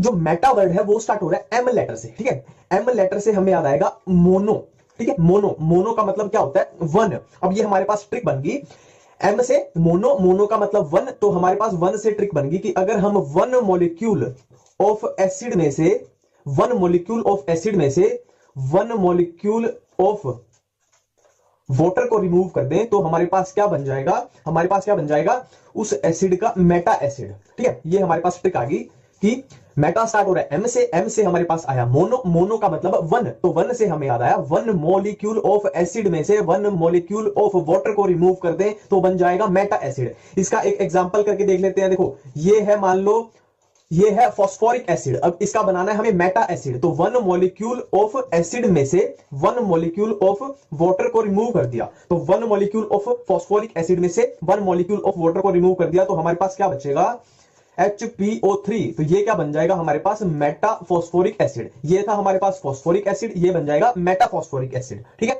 सिंपल है।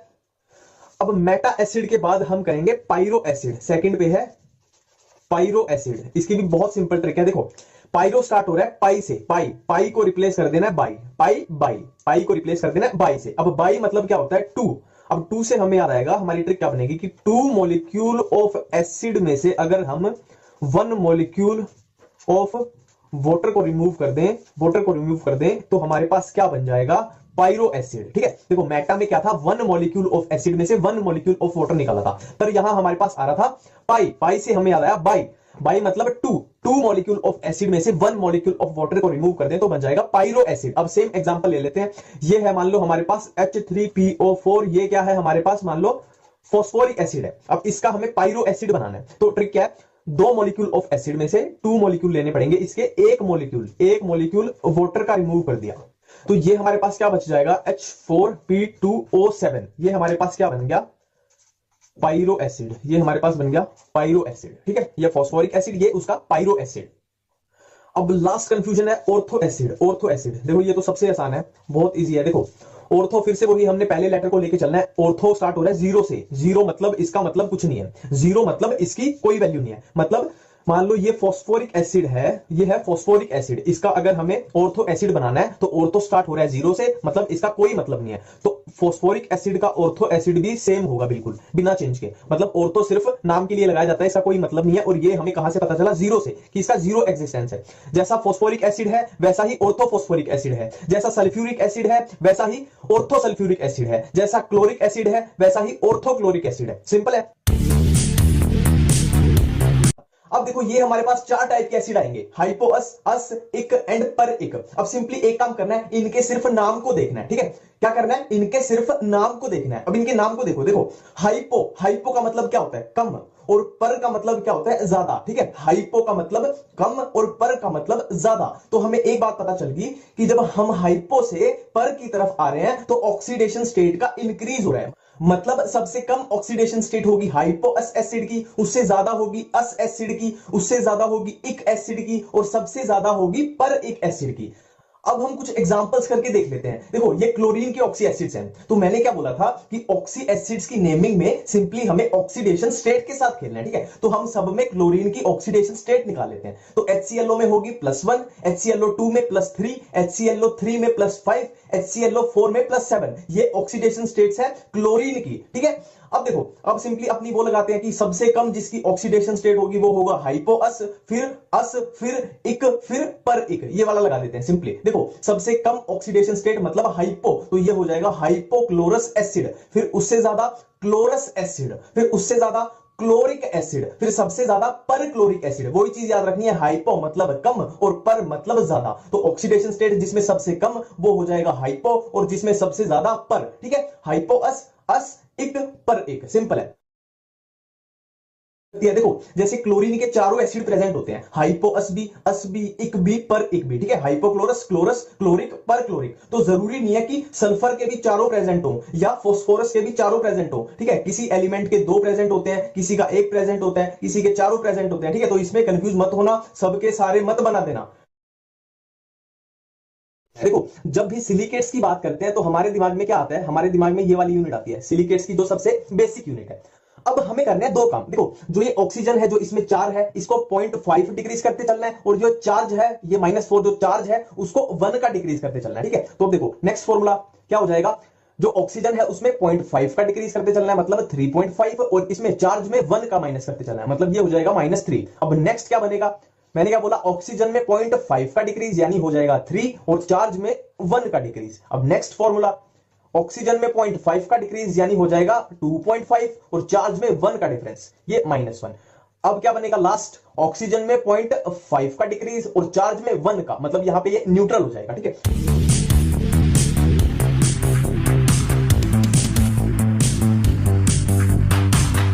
हमें पता है प्रियंका चोपड़ा हॉलीवुड में काम करती है, प्रियंका चोपड़ा यानी पीसी हॉलीवुड में काम करती है, तो हम उसे एक्सपेक्ट करते हैं कि वो बड़ी बड़ी मूवीज जैसे 3D मूवीज बनाए, ठीक है। हॉलीवुड में काम करती है तो हम उससे एक्सपेक्ट करते हैं कि वो 3D मूवीज बनाए, पर वो अब भी 2D मूवीज बना रही है, तो हम उसको एडवाइस दे रहे हैं कि तू 2D मूवी छोड़ के अब 3D बनाया कर। तो यही अपनी ट्रिक है कि ओ प्रियंका चोपड़ा 2D मूवीज को छोड़ अब 3D बना, ठीक है।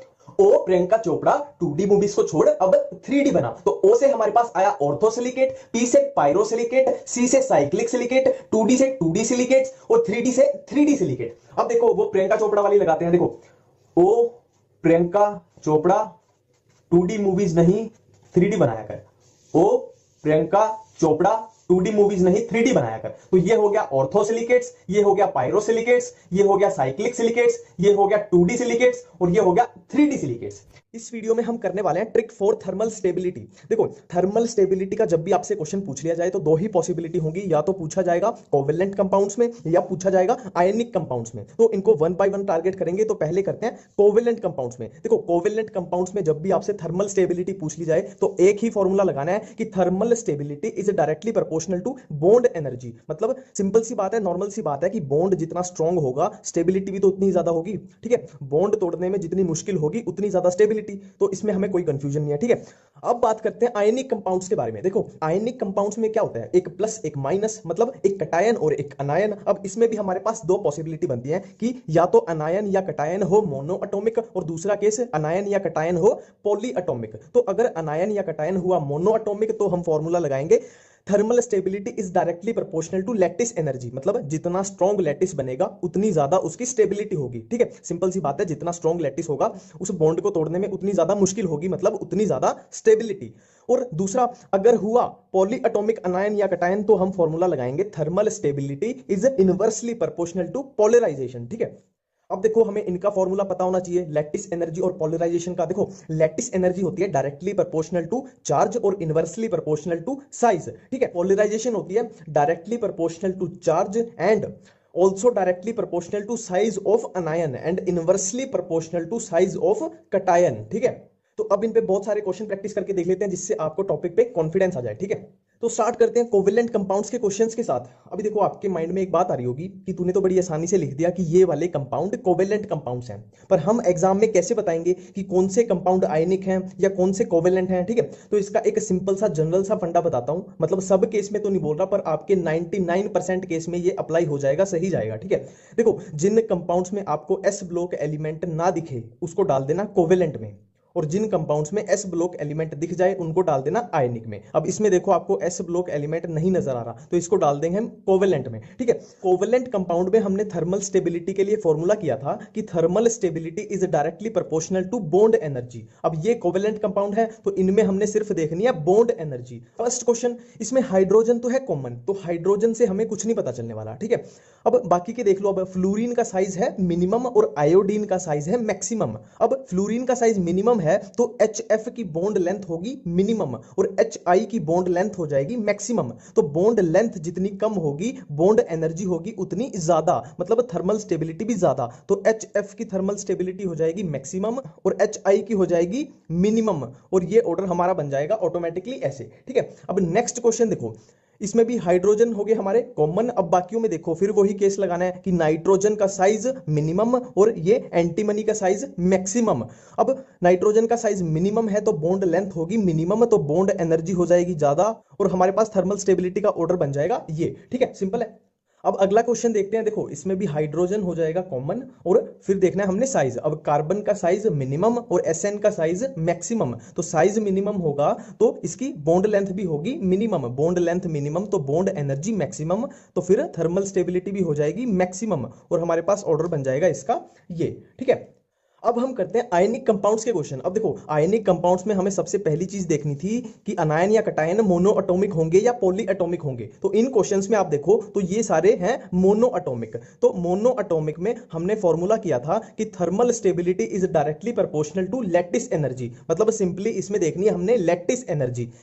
अब देखो इसमें पहला क्वेश्चन, तो इसमें हमने सिंपली देखनी है लैटिस एनर्जी, और लैटिस एनर्जी होती है directly proportional to charge and inversely proportional to size, ठीक है। अब इनमें चार्ज तो सब में बराबर है, lithium plus sodium plus potassium plus सब में चार्ज इक्वल है, तो चार्ज से हमारे पास कुछ नहीं आने वाला। तो हमारे पास बचा साइज। तो लैटिस एनर्जी होती है इनवर्सली प्रोपोर्शनल टू साइज, मतलब जितना छोटा साइज होगा उतनी लैटिस एनर्जी ज्यादा होगी, मतलब उतनी ज्यादा थर्मल स्टेबिलिटी होगी। तो इसमें लिथियम प्लस हो गया स्मॉलेस्ट, मतलब उसकी लैटिस एनर्जी होगी मैक्सिमम, तो थर्मल स्टेबिलिटी भी हो जाएगी मैक्सिमम। तो हमारे पास ऑर्डर बन जाएगा सिंपली ये वाला, ठीक है। अब नेक्स्ट में देखो, नेक्स्ट में भी सेम केस लगेगा कि लिथियम प्लस हो गया स्मॉलेस्ट और उसकी लैटिस एनर्जी होगी मैक्सिमम, तो ऑर्डर हो जाएगा हमारे पास ये थर्मल स्टेबिलिटी भी लिथियम क्लोराइड की आ गई मैक्सिमम, ठीक है। अब नेक्स्ट देखो, इसमें भी देखो सेम फॉर्मूला लगेगा कि लैटिस एनर्जी देखनी है। लैटिस एनर्जी मैक्सिमम किसकी होगी? जिसका साइज मिनिमम होगा, और साइज मिनिमम है इसमें बेरिलियम का, और इसकी थर्मल स्टेबिलिटी भी हो जाएगी मैक्सिमम। तो ऑर्डर हमारे पास आ जाएगा ये, ठीक है।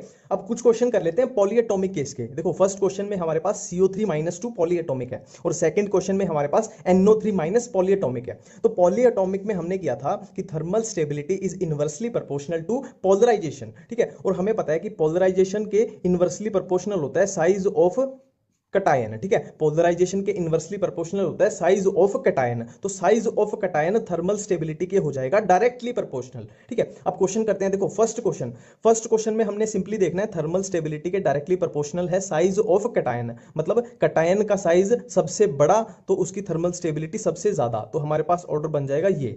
अब नेक्स्ट क्वेश्चन में भी सिंपली देखना है size of cation directly proportional to thermal stability, ठीक है। ये हमारे पास आया पोलराइजेशन से, तो इसमें साइज ऑफ कटायन सबसे बड़ा सीजियम का, तो ये हो जाएगी थर्मल स्टेबिलिटी का ऑर्डर ऐसे। एनसीईआरटी में दिया हुआ है, उसको ट्रिक्स की हेल्प से कैसे याद रखें, ठीक है। तो अपने उसी फ्लो में चलेंगे कि पहले डाई नाइट्रोजन की प्रिपरेशन और फिर डाई नाइट्रोजन की केमिकल रिएक्शन, ठीक है। तो सबसे पहले करेंगे डाई नाइट्रोजन की प्रिपरेशन, कि डाई नाइट्रोजन को प्रिपेयर कैसे किया जाता है, ठीक है, बनाया कैसे जाता है। देखो डाई नाइट्रोजन की प्रिपरेशन के लिए जो रिएक्शंस हैं उनकी एक सिंपल सी ट्रिक बताता हूं कि पॉसिबल वाटर निकाल के एक फेमस मॉलिक्यूल निकाल दो, ठीक है। पॉसिबल वाटर निकाल के एक फेमस मॉलिक्यूल निकाल दो। अब इसको अप्लाई करेंगे तो आपको इजीली समझ आ जाएगा। तो पहली रिएक्शन है कि NH4Cl और NaNO2 की रिएक्शन कराएगी, ठीक है। NH4Cl और NaNO2 की रिएक्शन कराई। अब मैंने क्या बोला? पॉसिबल वाटर निकाल के एक फेमस मॉलिक्यूल निकाल दो। अब इसमें से, इस पूरे में से पॉसिबल वाटर निकाल देते हैं। अब पॉसिबल वाटर निकालने के लिए हमें क्या चाहिए? H2O, ठीक है, H2O चाहिए। अब इसमें देख लो कितने H2O निकल सकते हैं। देखो हाइड्रोजन यहां पे है हमारे पास 4 और यहां ऑक्सीजन है 2, और कहीं पे हाइड्रोजन या ऑक्सीजन नहीं है, ठीक है। ये है 4 हाइड्रोजन, ये है 2 ऑक्सीजन, तो कितने वाटर मॉलिक्यूल निकल सकते हैं? 2, ठीक है। अब देख लो बचा क्या, अब इसमें से हाइड्रोजन जो है वो वाटर में चले गए, तो बचा क्या? नाइट्रोजन और क्लोरीन। अब इसमें से जो ऑक्सीजन है वो वाटर में चले गए, बचा क्या? सोडियम और नाइट्रोजन। अब मैंने क्या बोला था ट्रिक में कि पॉसिबल वाटर निकाल के एक फेमस मॉलिक्यूल निकाल दो। अब देखो इसमें से फेमस मॉलिक्यूल क्या निकल रहा है पूरे में से? इसमें से निकल रहा है NaCl।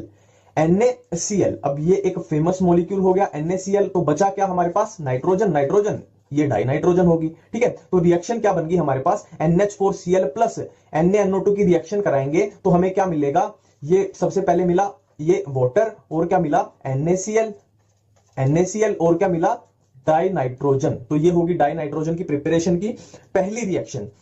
अब डाई नाइट्रोजन के प्रिपरेशन की फर्स्ट रिएक्शन हो गई, अब करते हैं सेकंड रिएक्शन। इसको हमने करना है हीट। अब देखो सिंपल सी अपनी वही ट्रिक, पॉसिबल वाटर निकाल लो और एक फेमस मॉलिक्यूल निकाल दो। अब देखो इसमें से पॉसिबल वाटर कितना निकल सकता है? हाइड्रोजन कितने हैं हमारे पास? 8, और ऑक्सीजन कितने? 7, बट हाइड्रोजन 8 है तो पॉसिबल वाटर कितना निकल सकता है?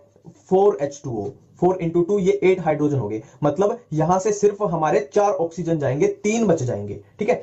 4 ऑक्सीजन, 7 में से 4 ऑक्सीजन चले गए वाटर में और 3 बच गए। यहां 8 हाइड्रोजन थे, 8 के 8 चले गए यहां वाटर में, तो यहां हमारे पास बचा क्या क्या? देखो NH4 2 बार था, अब हाइड्रोजन तो चले गए वाटर में, तो बचा क्या? यहां पे 2 नाइट्रोजन बचे, और यहां क्या बचा?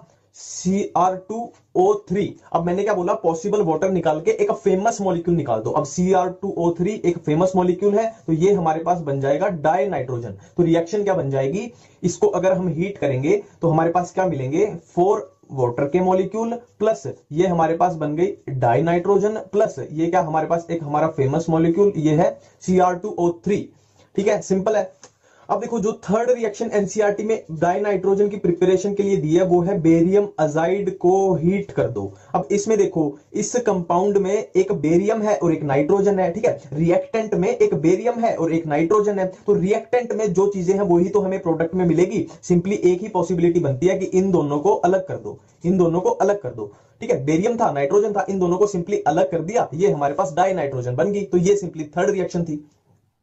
अभी हमने कंप्लीट किया डाई नाइट्रोजन की प्रिपरेशन वाला पार्ट, और अब हम करेंगे डाई नाइट्रोजन की रिएक्शंस। डाई नाइट्रोजन की रिएक्शंस की ये 4 रिएक्शन एनसीईआरटी में दी हुई है, और सिंपल सा फंडा है कि जो हमारे पास रिएक्टेंट है उसी को तो जोड़ तोड़ के हम प्रोडक्ट बनाएंगे, ठीक है। जो रिएक्टेंट है उसी से बना दो सिंपली प्रोडक्ट, ठीक है। देखो पहली रिएक्शन लिथियम है और नाइट्रोजन है, तो इन्हीं को जोड़ के बना दिया हमने प्रोडक्ट लिथियम नाइट्राइड, ठीक है। यहां मैग्नीशियम है, नाइट्रोजन है, तो इन्हीं को जोड़ के एक ही पॉसिबिलिटी बनती है। अगर रिएक्टेंट में हमारे पास ये दो हैं तो एक ही पॉसिबिलिटी बनेगी, इनको जोड़ दो, ठीक है। नेक्स्ट नाइट्रोजन है, हाइड्रोजन है, तो एक ही पॉसिबिलिटी बनेगी अमोनिया। नाइट्रोजन है, ऑक्सीजन है, तो नाइट्रोजन ऑक्साइड की एक ही पॉसिबिलिटी बनती है, तो उसी को मिला के बना दो, ठीक है। सिंपल है, ठीक है। जो भी अमोनिया के बारे में एनसीईआरटी में दिया हुआ है मैंने उसी से कुछ क्रिएट किया है, बस आपको थोड़ी देर वो देखना है। सिंपली एक एक रिएक्शन याद करवाने की गारंटी मेरी है, ठीक है। तो स्टार्ट करते हैं रिएक्शंस ऑफ अमोनिया। तो इसमें हम सबसे पहले करेंगे प्रिपरेशन, कि अमोनिया को हम बनाएंगे कैसे, ठीक है। प्रिपरेशन ऑफ अमोनिया कैसे करेंगे? तो इसका फर्स्ट मेथड है कि हम अमोनिया को प्रिपेयर करेंगे फ्रॉम यूरिया, फ्रॉम यूरिया। अब इसको याद कैसे रखें? देखो हमें यूरिया का फॉर्मूला पता है क्या होता है, NH2CO और NH2, ये होता है यूरिया का फॉर्मूला। अब इस फॉर्मूला को अगर हम ध्यान से देखें तो ऐसा नहीं लग रहा कि 2 NH2 और 1 CO को जैसे बेड़ियों से बांधा हुआ है, जैसे कैद किया हुआ है जेल में। 2 NH2 और 1 CO को जैसे बेड़ियों से बांधा हुआ है। अब सिंपली हमें एक काम करना है कि ये जो बेड़ियां बंधी हुई है इनको खोलना है, और इनको खोलने के लिए हम सिंपली इस पे क्या करेंगे, सिंपली पानी डाल देंगे। पानी मतलब H2O। अब देखो ये बेड़ियां बंधी हुई थी, पानी डालने से क्या हुआ कि जो ये NH2 कैद था ये एक हाइड्रोजन को लेके बिल्कुल फ्री हो जाएगा अमोनिया बना के। ये NH2 इस हाइड्रोजन को लेके फ्री हो जाएगा अमोनिया बना के, और ये CO इस ऑक्सीजन को लेके फ्री हो जाएगा CO2 बना के। अब सिंपली हमने कुछ नहीं याद किया, सिर्फ इनको जेल से निकाला है। तो रिएक्शन क्या होगी कि अगर हम यूरिया में पानी मिलाते हैं तो हमें क्या मिलता है, 2 मॉलिक्यूल अमोनिया के, 2 मॉलिक्यूल अमोनिया के और 1 मॉलिक्यूल CO2 का। तो ये हमारी सिंपली रिएक्शन है, हमने अभी तक कुछ नहीं याद किया, ठीक है। तो ये तो हुआ फर्स्ट मेथड। अब करते हैं सेकंड मेथड। देखो सेकंड मेथड में क्या है, हम अमोनिया को बनाएंगे from ammonium salts, from ammonium salts. ये हमारा फर्स्ट मेथड हो गया। ये है सेकंड मेथड। अब देखो इसके नाम को, देखो इसके नाम में क्या है, अमोनियम। अमोनियम नाम से ही पता लग रहा है कि इसमें अमोनिया कहीं छुपी हुई है, अमोनियम में अमोनिया छुपी हुई है। अब सिंपली इस अमोनियम से अमोनिया को निकालना है, तो निकालने कैसे, हम इस पे कुछ डाल देंगे, हम इस पे कुछ ऐसा डाल देंगे कि अमोनियम में जो अमोनिया छुपी हुई है वो बाहर आ जाए। तो हम इस पे क्या डाल देंगे, हम इस पे डाल देंगे सिंपली लेमन सोडा। ठीक है, सिंपल सी ट्रिक है कि अमोनियम में अमोनिया छुपी हुई है, हमने अमोनियम पे डाल दिया लेमन सोडा, तो वो अमोनिया बाहर आ जाएगी। अब लेमन सोडा का मतलब क्या है, लेमन से मेरा मतलब है लाइम और सोडा से मतलब है मेरा कॉस्टिक सोडा। Caustic soda. अब कितनी सिंपल ट्रिक है कि अगर हम अमोनियम सॉल्ट पे लाइम या कास्टिक सोडा डाल दें तो हमें क्या मिलेगी रिजल्ट में, हमें रिजल्ट में मिलेगी अमोनिया। तो ये सिंपल सी रिएक्शन होगी कि अमोनियम सॉल्ट की रिएक्शन लाइम या कास्टिक सोडा के साथ करा दें तो हमें रिजल्ट में मिल जाएगी अमोनिया। ये सिंपल सी प्रोसेस है, आप एनसीईआरटी में जाके चेक कर सकते हो। ठीक है, ये हो गया हमारा सेकंड मेथड। अब करते हैं थर्ड। थर्ड तो सबसे सिंपल है, इसकी ट्रिक है सिंपल बहुत, हार्मोनियम। हार्मोनियम मतलब ये क्या बोलता है, हार्मोनियम से हमें क्या याद आएगा, हर से हमें याद आएगा हेबर, हेबर, और मोनियम से याद आएगा हमें अमोनिया। मोनियम से याद आया अमोनिया, मतलब हेबर प्रोसेस का यूज होता है अमोनिया की फॉर्मेशन के लिए। अब करते हैं अमोनिया की रिएक्शंस की, अमोनिया रिएक्ट कैसे करेगा। देखो अमोनिया की रिएक्शंस को याद करने के लिए बहुत सिंपल ट्रिक है। अमोनिया को अज्यूम करो कि अमोनिया एक लड़की है। ठीक है, अमोनिया एक लड़की है और इस अमोनिया के पास, मतलब इस लड़की के पास शादी करने के लिए दो ऑप्शन है, दो लड़के हैं और लड़कों को मैं बोल रहा हूं मेटल। ठीक है, अमोनिया एक लड़की है और इसके पास शादी के लिए दो ऑप्शन है, मतलब दो लड़के हैं, मतलब दो मेटल हैं।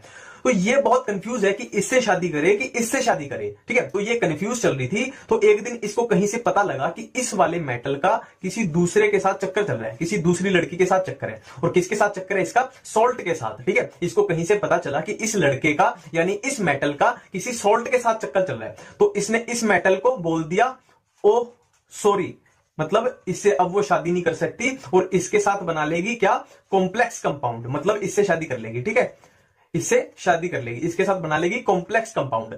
सिंपल है, अमोनिया एक लड़की है जो कंफ्यूज है कि किससे शादी करे, पर उसको कहीं से पता चला कि इस वाले मेटल का यानी इस वाले लड़के का किसी के साथ चक्कर चल रहा है। किसी के साथ चक्कर चल रहा है मतलब सॉल्ट के साथ। तो उसने बोल दिया उसको ओ सॉरी और दूसरे मेटल के साथ यानी दूसरे लड़के के साथ शादी कर ली, मतलब कॉम्प्लेक्स कंपाउंड बना लिया। देखो अब ध्यान से सुनना, एक एक लाइन एनसीईआरटी की बताऊंगा। देखो अमोनिया जब मेटल्स के साथ रिएक्ट कर रही है या मेटल आयन बोल लो तो बनाएगी कॉम्प्लेक्स कंपाउंड्स। ठीक है, और अमोनिया मेटल सॉल्ट्स के साथ रिएक्ट करती है तो उन मेटल के हाइड्रोक्साइड को प्रेसिपिटेट कर देगी। फिर से अमोनिया जब मेटल या मेटल आयंस के साथ रिएक्ट करती है तो बनाएगी कॉम्प्लेक्स कंपाउंड्स।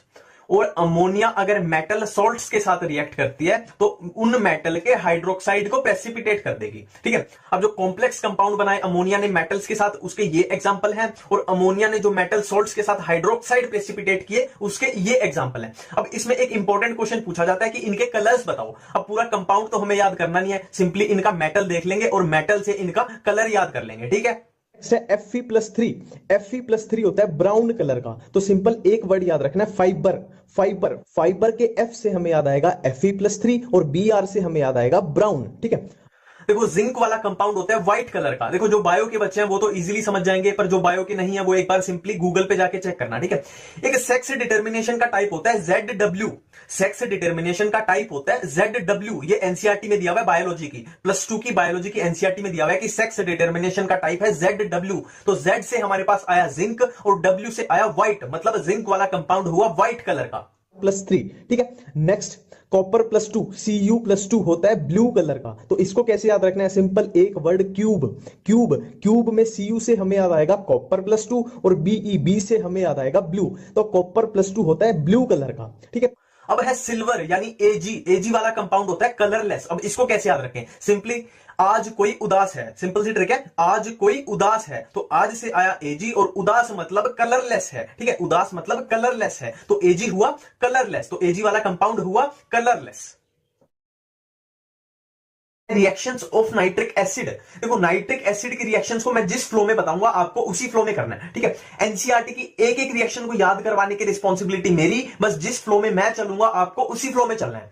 देखो नाइट्रिक एसिड की रिएक्शन को सिंपली दो पार्ट में डिवाइड कर दिया। नाइट्रिक एसिड की दो टाइप की रिएक्शन, एक तो मेटल्स के साथ और दूसरी नॉन मेटल्स के साथ। बिल्कुल आसान है, एनसीईआरटी की लाइन टू लाइन चलेंगे। नाइट्रिक एसिड की दो टाइप की रिएक्शन, एक है मेटल्स के साथ और एक है नॉन मेटल्स के साथ। अब नॉन मेटल्स की छोटी सी रिएक्शन है तो पहले नॉन मेटल वाले पार्ट को निपटा देते हैं। देखो बहुत सिंपल है, जब भी नाइट्रिक एसिड किसी नॉन मेटल के साथ रिएक्ट करेगा तो वो उसको उसके इक एसिड में कन्वर्ट कर देगा। ये अभी आप एग्जांपल देखोगे आपको समझ आ जाएगा, ठीक है। नॉन मेटल को उसके पर्टिकुलर इक एसिड में कन्वर्ट कर देगा। अब देखो मान लो आयोडीन के साथ अगर नाइट्रिक एसिड की रिएक्शन हुई तो आयोडीन का इक एसिड आयोडिक एसिड, ठीक है। सल्फर के साथ अगर नाइट्रिक एसिड की रिएक्शन हुई तो सल्फर का एक एसिड सल्फ्यूरिक एसिड। फास्फोरस के साथ नाइट्रिक एसिड की रिएक्शन हुई तो फास्फोरस का एक एसिड फास्फोरिक एसिड। तो सिंपली ऐसे ही करना है, नॉन मेटल को उसके पर्टिकुलर एक एसिड में कन्वर्ट कर देना है। तो ये हमारा कंप्लीट हो गया नॉन मेटल्स वाला पार्ट। अब हम चलते हैं अपने मेटल्स वाले पार्ट पे। अब मेटल्स की रिएक्शन में हमें 3 पॉइंट ध्यान रखने हैं। देखो मैं फिर से बता रहा हूं, मैं एनसीईआरटी के अकॉर्डिंग चलूंगा, आप भी इसी फ्लो में चलोगे तो पूरी एनसीईआरटी आपकी कवर हो जाएगी, ठीक है। देखो फर्स्ट पॉइंट है कि नाइट्रिक एसिड नोबल मेटल्स के साथ रिएक्ट नहीं करता। नाम से ही पता लग रहा है, नोबल मेटल मतलब जो किसी के साथ रिएक्ट नहीं करते। अब नोबल मेटल्स कौन से हैं? एनसीईआरटी में लिखा हुआ है गोल्ड एंड प्लेटिनम। अब इसमें याद नहीं करना, कॉमन सेंस है कि गोल्ड एंड प्लेटिनम के गहने बनते हैं, हमें पता है गोल्ड के और प्लेटिनम के गहने बनते हैं। क्यों बनते हैं? क्योंकि वो किसी के साथ रिएक्ट नहीं करते। अब अगर ये रिएक्ट करते होते तो मान लो आपने सोने की अंगूठी आज पहनी तो वो 1 महीने बाद रिएक्ट करके कुछ और ही बन गई। तो इसीलिए तो इनके गहने बनते हैं कि ये नोबल मेटल हैं, ये किसी के साथ रिएक्ट नहीं करते। तो नोबल मेटल कौन से हो गए? Gold and platinum. तो सिंपली हमें याद हो गया कि गोल्ड एंड प्लेटिनम के साथ नाइट्रिक एसिड रिएक्ट नहीं करेगा, ठीक है। अब सेकंड पॉइंट है कि नाइट्रिक एसिड ऐसे मेटल्स के साथ रिएक्ट नहीं करेगा जो ऑक्साइड की फिल्म बना लेंगे, ठीक है। नाइट्रिक एसिड ऐसे मेटल्स के साथ रिएक्ट नहीं करेगा जो ऑक्साइड की फिल्म बना लेंगे। अब फिल्म कौन बनाता है? अक्षय कुमार और करीना कपूर, ठीक है। फिल्म कौन बनाता है? ट्रिक है अपनी, फिल्म कौन बनाता है? अक्षय कुमार और करीना कपूर। अक्षय से हमें याद आया एल्यूमिनियम और करीना से हमें याद आया क्रोमियम, ठीक है। तो एल्यूमिनियम एंड क्रोमियम ऑक्साइड की फिल्म्स बना लेंगे तो ये नाइट्रिक एसिड के साथ रिएक्ट नहीं करेंगे, ठीक है। 2 पॉइंट हो गए। और तीसरा पॉइंट है कॉपर एंड जिंक की रिएक्शन। कॉपर एंड जिंक की रिएक्शन नाइट्रिक एसिड के साथ, इसको हम अलग से डिटेल में करते हैं।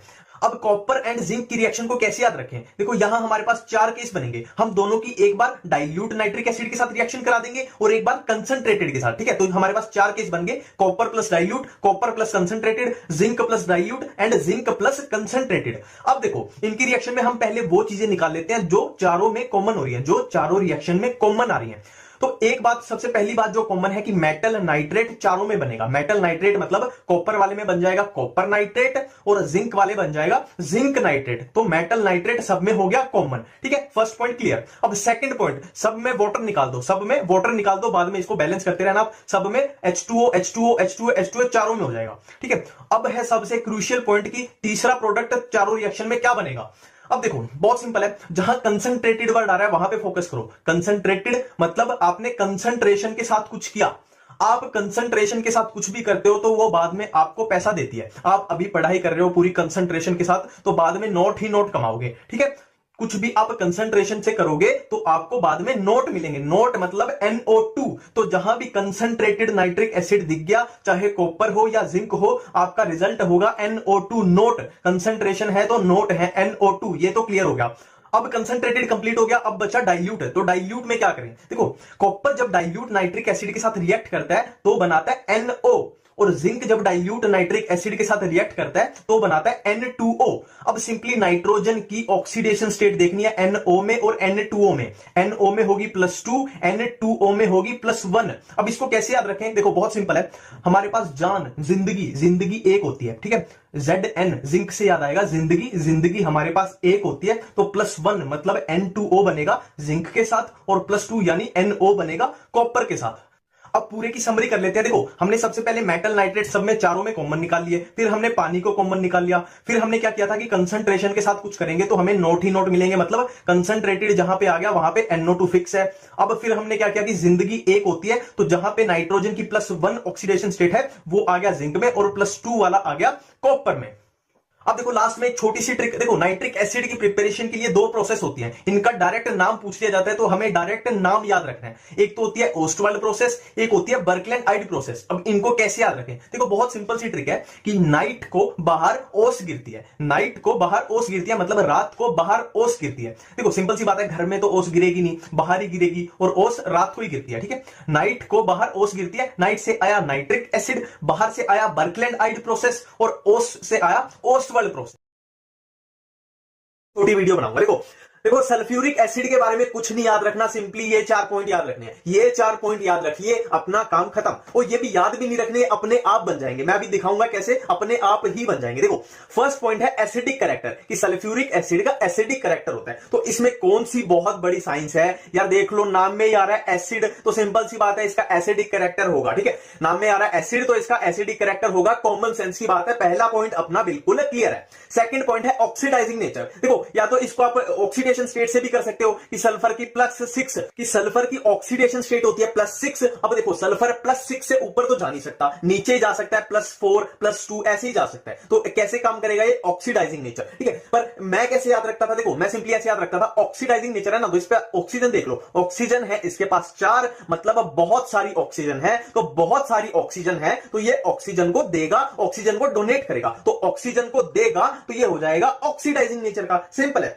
अब देखो ये वाले दोनों पॉइंट हम कैसे याद रखेंगे? देखो सिर्फ एक बात याद रखनी है कि जो सल्फ्यूरिक एसिड है ना, सल्फ्यूरिक एसिड है उसको बहुत प्यार है किससे? वाटर से। सल्फ्यूरिक एसिड को बहुत प्यार है वाटर से, ठीक है।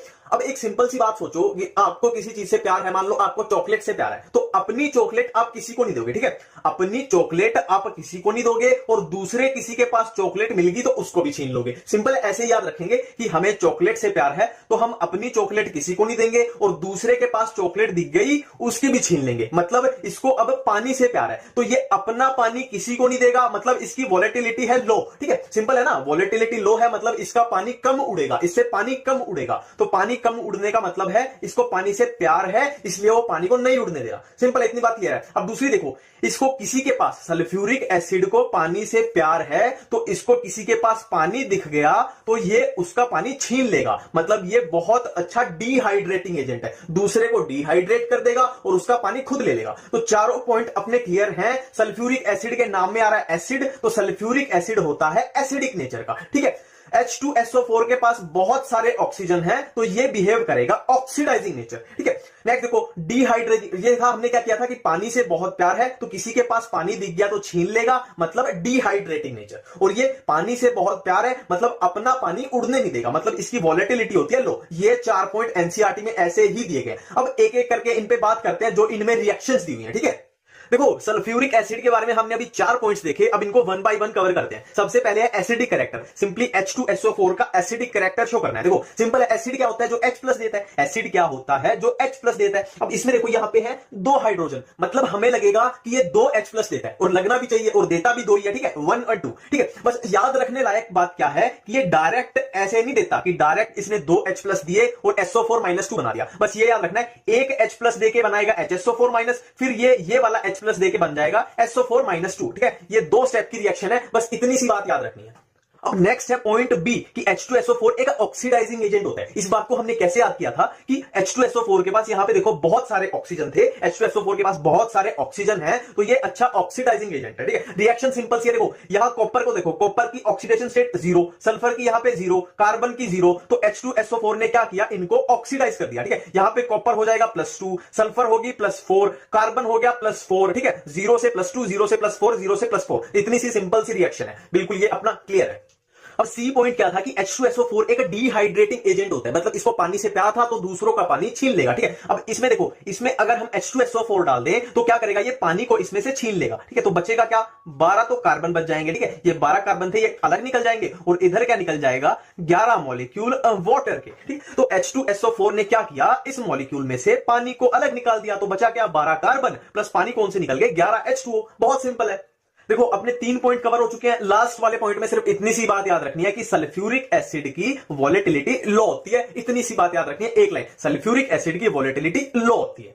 अब लास्ट है कॉन्टैक्ट प्रोसेस, एनसीईआरटी में दी हुई है, ठीक है। कॉन्टैक्ट प्रोसेस का यूज होता है सल्फ्यूरिक एसिड की प्रिपरेशन के लिए। देखो बहुत सिंपल है, कॉमन सेंस पे बेस है, कुछ याद नहीं करना। देखो सल्फर था, सल्फर को हमने ऑक्सीजन दी तो बन गया सल्फर डाइऑक्साइड। अब सल्फर डाइऑक्साइड, इस सल्फर डाइऑक्साइड को और ज्यादा ऑक्सीजन दी तो बन जाएगा ट्राइऑक्साइड, ठीक है। डाइऑक्साइड से बन गया ट्राइऑक्साइड।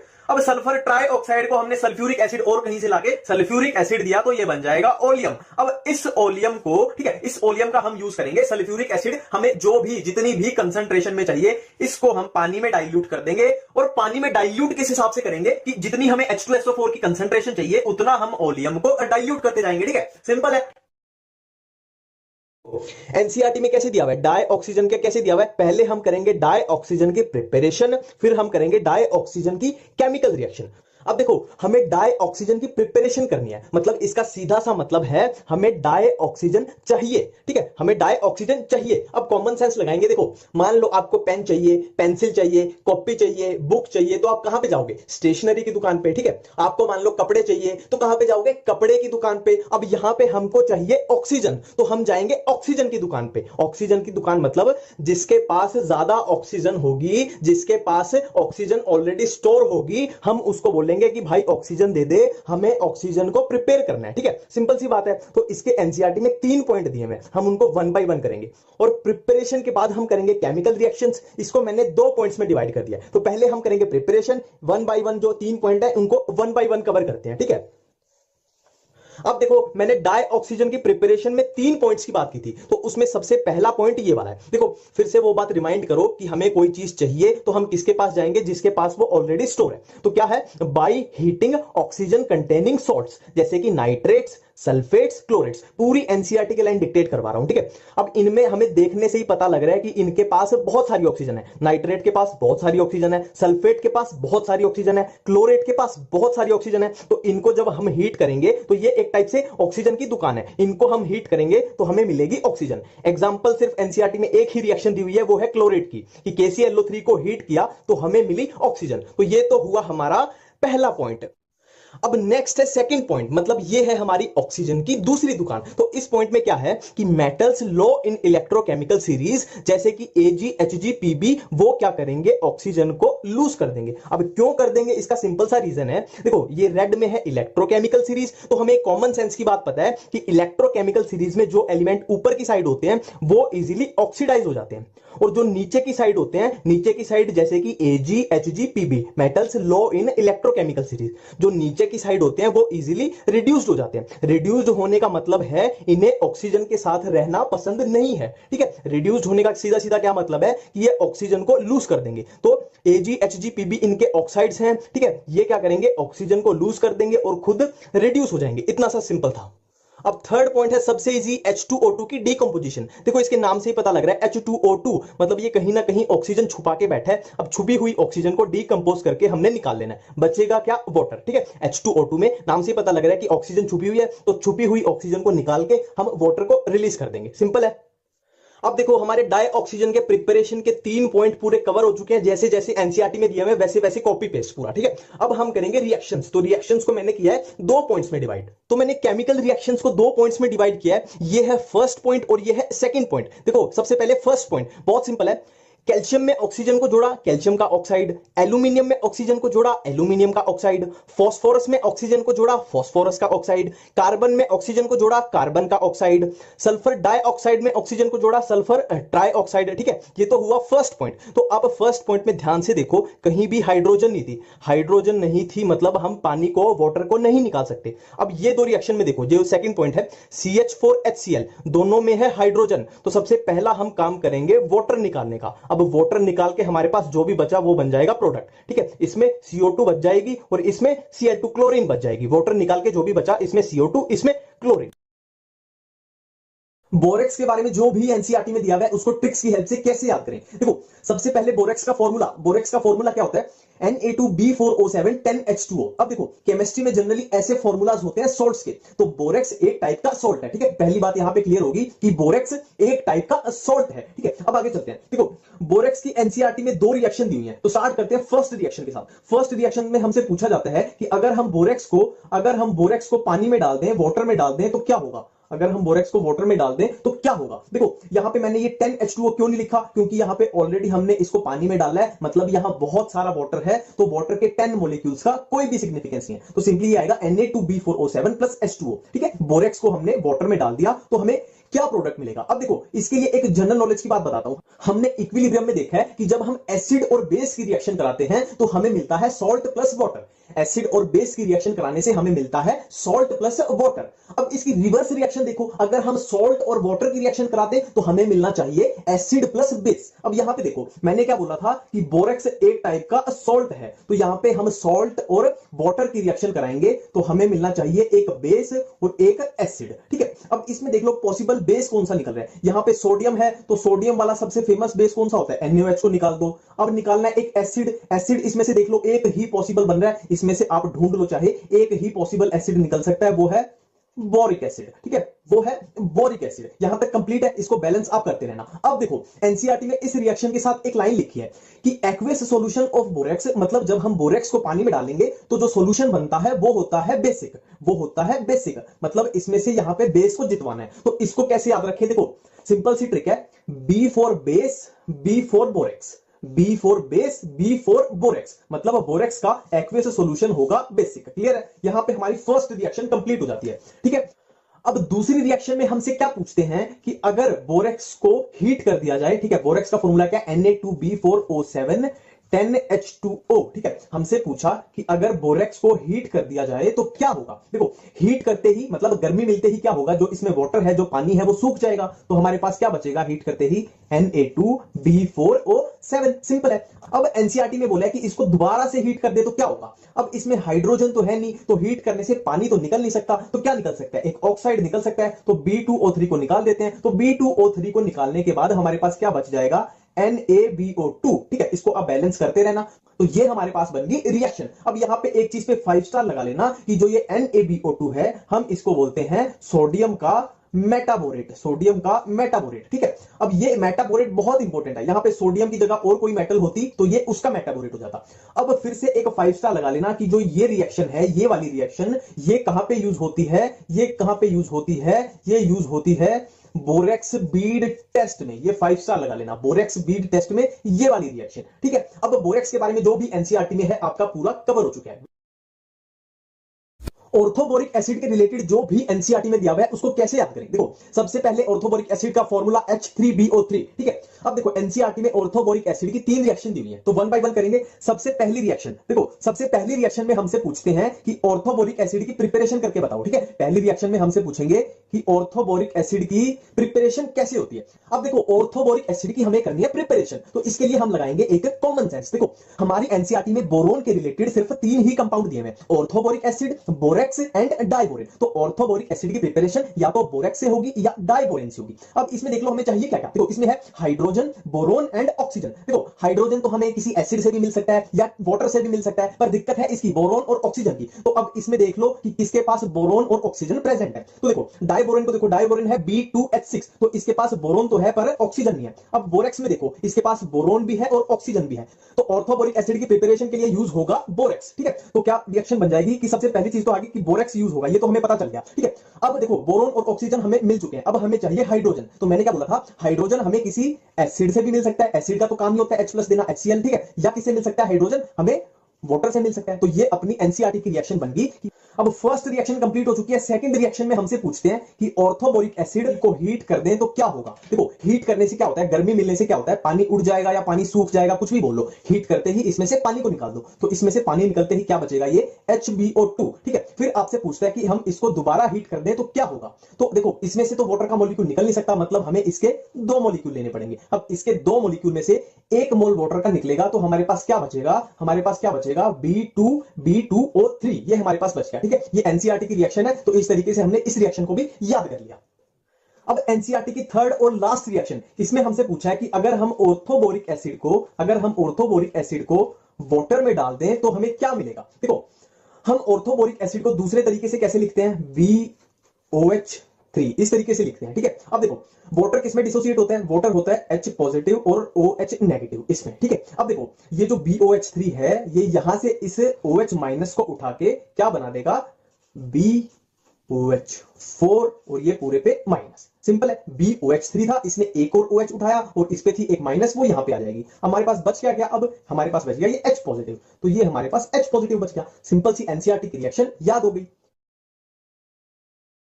बहुत सिंपल है, HCl यानी हाइड्रोक्लोरिक एसिड। अब करने के वाले हैं, देखो HCl के बारे में अपनी एनसीईआरटी में जो भी कुछ दिया हुआ है, एक एक पॉइंट, एक एक रिएक्शन, उसको पकड़ पकड़ के बहुत इजी तरीके से याद करेंगे। ठीक है, सबसे पहले देखो, सबसे पहली रिएक्शन, सबसे पहले क्या होता है? सबसे पहली तो बात यही होती है ना कि जो भी है उसको हमने प्रिपेयर करना है। तो सबसे पहली बात होगी कि HCl को प्रिपेयर कैसे करें। तो बिल्कुल कॉमन सेंस लगाएंगे। देखो HCl में क्या है? ये है H पॉजिटिव और ये क्या है? Cl negative. तो हमें चाहिए एक H पॉजिटिव, एक Cl नेगेटिव। अब देखो कॉमन सेंस है, H पॉजिटिव हमें कहां से मिलता है? H पॉजिटिव कौन देता है? H पॉजिटिव देता है एक एसिड। और Cl देखो हम केमिस्ट्री पढ़ते हैं तो नॉर्मली जो जिस कंपाउंड में Cl नेगेटिव होता है या तो HCl में होता है या NaCl में होता है, औरों में भी होता होगा, पर जो कॉमन सबसे ज्यादा यूज होने वाले हैं या तो HCl है या है NaCl। अब HCl को तो हमने पहले ही प्रिपेयर करना है तो उसको तो ले नहीं सकते, तो हमारे पास एक ही ऑप्शन बचा NaCl। ठीक है, तो हमने एसिड से लिया H प्लस, NaCl से ले लेंगे हम Cl नेगेटिव। तो रिएक्शन क्या बन जाएगी? देखो ये हमने Cl नेगेटिव के लिया NaCl और एक हम ले लेंगे एसिड, जो सबसे फेमस सा एसिड है वो ले लेंगे। चलो H2SO4 ले लेते हैं, ये H प्लस दे देगा, ये Cl नेगेटिव दे देगा, तो हमारे पास बन गया HCl। अब बन क्या जाएगा? जो बच जाएगा उसको बना दो। क्या बच जाएगा? अब देखो HCl निकाल के क्या बच गया? NaHSO4। ये अपनी एनसीईआरटी की रिएक्शन याद होगी, बहुत आसान है। ठीक है, अब देखो एनसीईआरटी की अगली रिएक्शन देखो, HCl क्या होता है? HCl एक एसिड होता है, बच्चे बच्चे को पता है, और ये बात भी बच्चे बच्चे को पता है कि HCl पानी में जाएगा तो क्या देगा? HCl को हम पानी में डाल दें तो ये क्या देगा? H प्लस बोलो या H3O प्लस बोलो, एक ही बात है। और बच क्या जाएगा? इधर क्या बच जाएगा? Cl negative. HCl को हमने पानी में डाल दिया, HCl एक एसिड है तो वो देगा H3O plus plus Cl negative. इसकी वजह से इसका क्या होता है? Acidic nature. यही एक सिंपल सी एनसीईआरटी में रिएक्शन है। ठीक है, तो अगली रिएक्शन एक और देखते हैं। देखो बहुत सिंपल रिएक्शन है, अमोनिया NH3 प्लस HCl को रिएक्ट करा दे तो क्या बनेगा? सिंपली क्या है? देखो पॉसिबिलिटी एक है, अमोनिया और HCl को रिएक्ट करा दिया तो इन दोनों को मिला दो। ठीक है, इसको और इसको रिएक्ट कराया, सिंपली इन दोनों को मिला दो मतलब NH3 प्लस HCl को मिला दिया तो क्या बन जाएगा? NH4Cl। ठीक है, अब आगे बात करते हैं अगली रिएक्शंस और उनको कैसे याद रखना है। बहुत इजी मेथड लगाएंगे। ठीक है, देखो अगला क्या है? देखो गोल्ड और प्लेटिनम, गोल्ड एंड प्लेटिनम हमें पता है, जनरल नॉलेज की बात है, कॉमन सेंस की बात है। गोल्ड एंड प्लेटिनम के गहने बनते हैं, इसलिए बहुत महंगे होते हैं। ठीक है, गोल्ड एंड प्लेटिनम बहुत महंगे होते हैं, इनके गहने बनते हैं। और गहने क्यों बनते हैं? क्योंकि ये नोबल मेटल्स हैं। नोबल मेटल्स मतलब ये किसी से रिएक्ट नहीं करते, इसीलिए तो इनके गहने बनते हैं, किसी से रिएक्ट नहीं करते। ठीक है, तो इतनी सी बात हमें समझ आ गई कि गोल्ड एंड प्लेटिनम बहुत महंगे होते हैं, इसीलिए हम उनको छुपा के रखेंगे। छुपा के कहां रखेंगे? उनको हम छुपा के रखेंगे रेगिस्तान में। उनको हम छुपा के रखेंगे रेगिस्तान में। रेगिस्तान, रेजी से हमें याद आएगा, क्या याद आएगा? रेजिया से हमें याद आएगा एक्वारेजिया। ठीक है, गोल्ड एंड प्लेटिनम बहुत महंगे हैं, इसलिए उनको रेगिस्तान में छुपा के रखना है। रेगिस्तान मतलब रेजी से याद आया रेजिया से याद आएगा एक्वारेजिया क्या होता है? 3 पार्ट होते हैं HCl के और 1 पार्ट होता है नाइट्रिक एसिड HNO3 का, दोनों कंसंट्रेटेड होते हैं, ये होता है एक्वारेजिया। अब एनसीईआरटी की लाइन में आपको डिक्टेट कराऊंगा। देखो एक्वारेजिया में, ठीक है, एक्वारेजिया में नोबल मेटल्स जैसे कि गोल्ड एंड प्लेटिनम को डिसॉल्व किया जाता है। एनसीईआरटी की लाइन बोल रहा हूं। अब देखो ये लास्ट रिएक्शंस हैं जो एनसीईआरटी में दिए हुए HCl के बारे में। देखो ये 3 टाइप के सोल्ट हैं, ये 3 सोल्ट हैं, इनकी रिएक्शन करवाइए HCl के साथ, को क्या प्रोडक्ट मिलेगा? देखो सिंपल सी बात है, यहां पे कॉमन चीज देखो, इस सोल्ट में, इस सोल्ट में और इस सोल्ट में एक कॉमन चीज है कि तीनों सोल्ट क्या है? वीक एसिड से बने हैं। तीनों सोल्ट, यहां पे ये वीक एसिड का पार्ट आएगा, तीनों सोल्ट वीक एसिड से बने हैं और HCl होता है एक स्ट्रॉन्ग एसिड। ठीक है, देखो इनके पास सोडियम है, अब ये स्ट्रॉन्ग एसिड है, ये तीनों वीक है, तो HCl बोलेगा कि यार मैं स्ट्रॉन्ग एसिड हूं और सोडियम को ये तीनों लेके बैठे हैं। ठीक है, HCl स्ट्रॉन्ग बंदा है यार, वो इनको बोलेगा कि तुम वीक हो फिर भी तुम सोडियम को लेके बैठे हो, ऐसा तो मैं बिल्कुल भी नहीं होने दूंगा। मतलब वो क्या करेगा? इनके सोडियम छीन लेगा, इनके सोडियम छीन के क्या बना देगा? सोडियम क्लोराइड बन जाएगा। तीनों में इसने HCl से उनके सोडियम छीन लिए। ठीक है, अब बाकी के बचे प्रोडक्ट क्या बनेंगे? हवा और पानी। हवा और पानी, हवा पानी मतलब देखो पानी तो क्या होगा? H2 हो गया, तीनों में कॉमन हो जाएगा, H2O कॉमन हो जाएगा। ठीक, और हवा क्या होगी? हवा मतलब गैस। अब इसमें क्या गैस निकल सकती है? CO2 कार्बन, ये CO2 निकल जाएगी। इसमें भी क्या निकल सकती है? CO2 की पॉसिबिलिटी है। इसमें SO3 है तो इसमें क्या निकल सकती है? SO2 निकल जाएगी। ठीक है, बिल्कुल सिंपल है। NaCl सब में निकल जाएगा क्योंकि ये स्ट्रॉन्ग था, इसने बोला कि सोडियम को तो मैं छीन के मानूंगा क्योंकि मैं स्ट्रॉन्ग हूं। और बाकी क्या बचा? हवा और पानी। हवा पानी मतलब H2O और गैस, हवा मतलब गैस, जो भी पॉसिबल गैस निकल रही है वो निकाल दो, CO2 SO2, सिंपल है।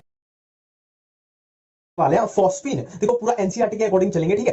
देखो फॉस्फीन में घुमा फिरा के दो ही बातें हैं, फॉस्फीन की प्रिपरेशन एंड फॉस्फीन की केमिकल रिएक्शन, ठीक है। तो फॉस्फीन की प्रिपरेशन हो या केमिकल रिएक्शन हो, दोनों के लिए एक कॉमन ट्रिक बता देता हूं। एक ट्रिक से आपकी एनसीईआरटी की लगभग रिएक्शन कवर हो जाएंगी, ठीक है। देखो ट्रिक क्या है, फॉस्फाइड और फॉस्फीन, फॉस्फाइड और फॉस्फीन को इंटरचेंज करते रहो, यही सिंपल सी ट्रिक है, ठीक है। अब स्टार्ट करते हैं। देखो आपसे मान लो पूछ लिया जाए कि फॉस्फीन की प्रिपरेशन करके बताओ, तो सिंपल सी मैंने ट्रिक बताई, एक फॉस्फाइड फॉस्फीन। अब हमें क्या करना है, फॉस्फीन की प्रिपरेशन, तो हम किससे करेंगे, फॉस्फाइड से कर देंगे फॉस्फीन की प्रिपरेशन, ये तो पहला स्टेप हो गया। दूसरा स्टेप आपसे पूछ लिया जाए कि फॉस्फीन की रिएक्शन करके बताओ क्या प्रोडक्ट मिलेगा, तो फॉस्फीन की जो भी लगभग रिएक्शन दी हुई है, फॉस्फीन की रिएक्शन करा के क्या बना देंगे हम, फॉस्फाइड, ठीक है। दोनों स्टेप अपने क्लियर हो रहे हैं कि फॉस्फीन की प्रिपरेशन करानी हो तो फॉस्फाइड से करा देंगे, और फॉस्फीन की रिएक्शन करानी हो तो फॉस्फीन की रिएक्शन करा के क्या बना देंगे, फॉस्फाइड। अब एक एक रिएक्शन कवर करेंगे तो आपको क्लियर हो जाएगा कि मैं क्या बोलना चाह रहा था। देखो पहला क्या था अपना प्रिपरेशन, पहले टाइप की कौन सी रिएक्शन होगी अपनी, कि फॉस्फीन की प्रिपरेशन कैसे करेंगे, ठीक है। तो अपनी ट्रिक क्या कहती है कि हम फॉस्फीन की प्रिपरेशन कैसे करेंगे, फॉस्फाइड से, ठीक है। अपने ट्रिक के अकॉर्डिंग हम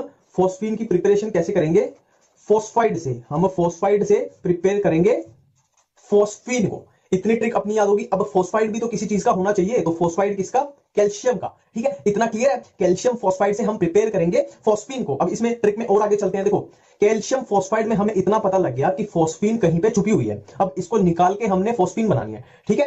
कैल्शियम फॉस्फाइड में कहीं पे फॉस्फीन छुपी हुई है और उसको निकालना है। अब डायरेक्ट तो निकलेगी नहीं, सिंपल सी बात है, कुछ डालना पड़ेगा। तो क्या डालना पड़ेगा, या तो वाटर डाल दो या एसिड डाल दो, एसिड जैसे HCl, ठीक है। ये अपनी रिएक्शन होगी एनसीईआरटी की कंप्लीट, कि कैल्शियम फॉस्फाइड पे अगर हम वाटर या HCl डाल देते हैं तो हमें फॉस्फीन मिल जाएगी, ठीक है। ये अपनी इंपॉर्टेंट रिएक्शन है। तो अभी तक हमने किया फॉस्फीन की प्रिपरेशन, और अब हम करने जा रहे हैं सेकंड पार्ट, फॉस्फीन की केमिकल रिएक्शंस, ठीक है। तो ये रिएक्शंस एनसीईआरटी में दी हुई है। तो हमें एक ही ट्रिक पता है, फॉस्फीन की प्रिपरेशन हो या केमिकल रिएक्शन हो, फॉस्फाइड और फॉस्फीन से खेलना है बस, ठीक है। अब है केमिकल रिएक्शन, मैंने क्या बोला था, फॉस्फीन की रिएक्शन कराएंगे तो बना देना है फॉस्फाइड, ठीक है। फॉस्फीन की जब रिएक्शन होगी तो बन जाएगा फॉस्फाइड। अब सिंपली इनमें फॉस्फाइड बना दो। अब देखो फर्स्ट रिएक्शन है, इसमें हमने बनाना है फॉस्फाइड। अब फॉस्फाइड किसका पॉसिबल है, सल्फर का तो फॉस्फाइड होता नहीं है। यहाँ पे मेटल क्या है, कॉपर है, तो हमने सिंपली कॉपर का फॉस्फाइड बना देना है, और बाकी क्या बच जाएगा, H2SO4। अब सेकंड केस में भी देख लो, क्लोरीन का तो फॉस्फाइड होता नहीं, तो Hg का फॉस्फाइड बना देना है, ये बन जाएगा Hg का फॉस्फाइड, और यहां पे हमारा क्या बच जाएगा, HCl। तो इतनी सिंपल बात है। अब देखो फॉस्फीन की एक दो छोटी छोटी रिएक्शन बचती हैं, जिनको हम नाइट्रोजन के बेस पे कवर कर लेंगे। नाइट्रोजन के बेस पे क्यों कवर करेंगे, क्योंकि जो फास्फोरस है वो नाइट्रोजन फैमिली का मेंबर है, ठीक है। ये सिंपल सी बात है, सबको पता है कि फास्फोरस नाइट्रोजन फैमिली का मेंबर है। तो जैसे जैसे नाइट्रोजन के कंपाउंड यहां रिएक्ट कर रहे हैं, वैसे वैसे फास्फोरस के करवा देंगे। देखो ये NH3, ये PH3, HCl के साथ रिएक्ट किया, इसने बनाया NH4Cl। NH4Cl बहुत फेमस है, सबको पता है, ठीक है। NH4Cl, और ये बना देगा PH4Cl। एक सेम ऐसी रिएक्शन है जो एनसीईआरटी में भी गिवन है, सिंपली हमने HCl की जगह HBr का यूज किया है। यहां बन जाएगा NH4Br और यहां बन जाएगा PH4Br, ठीक है।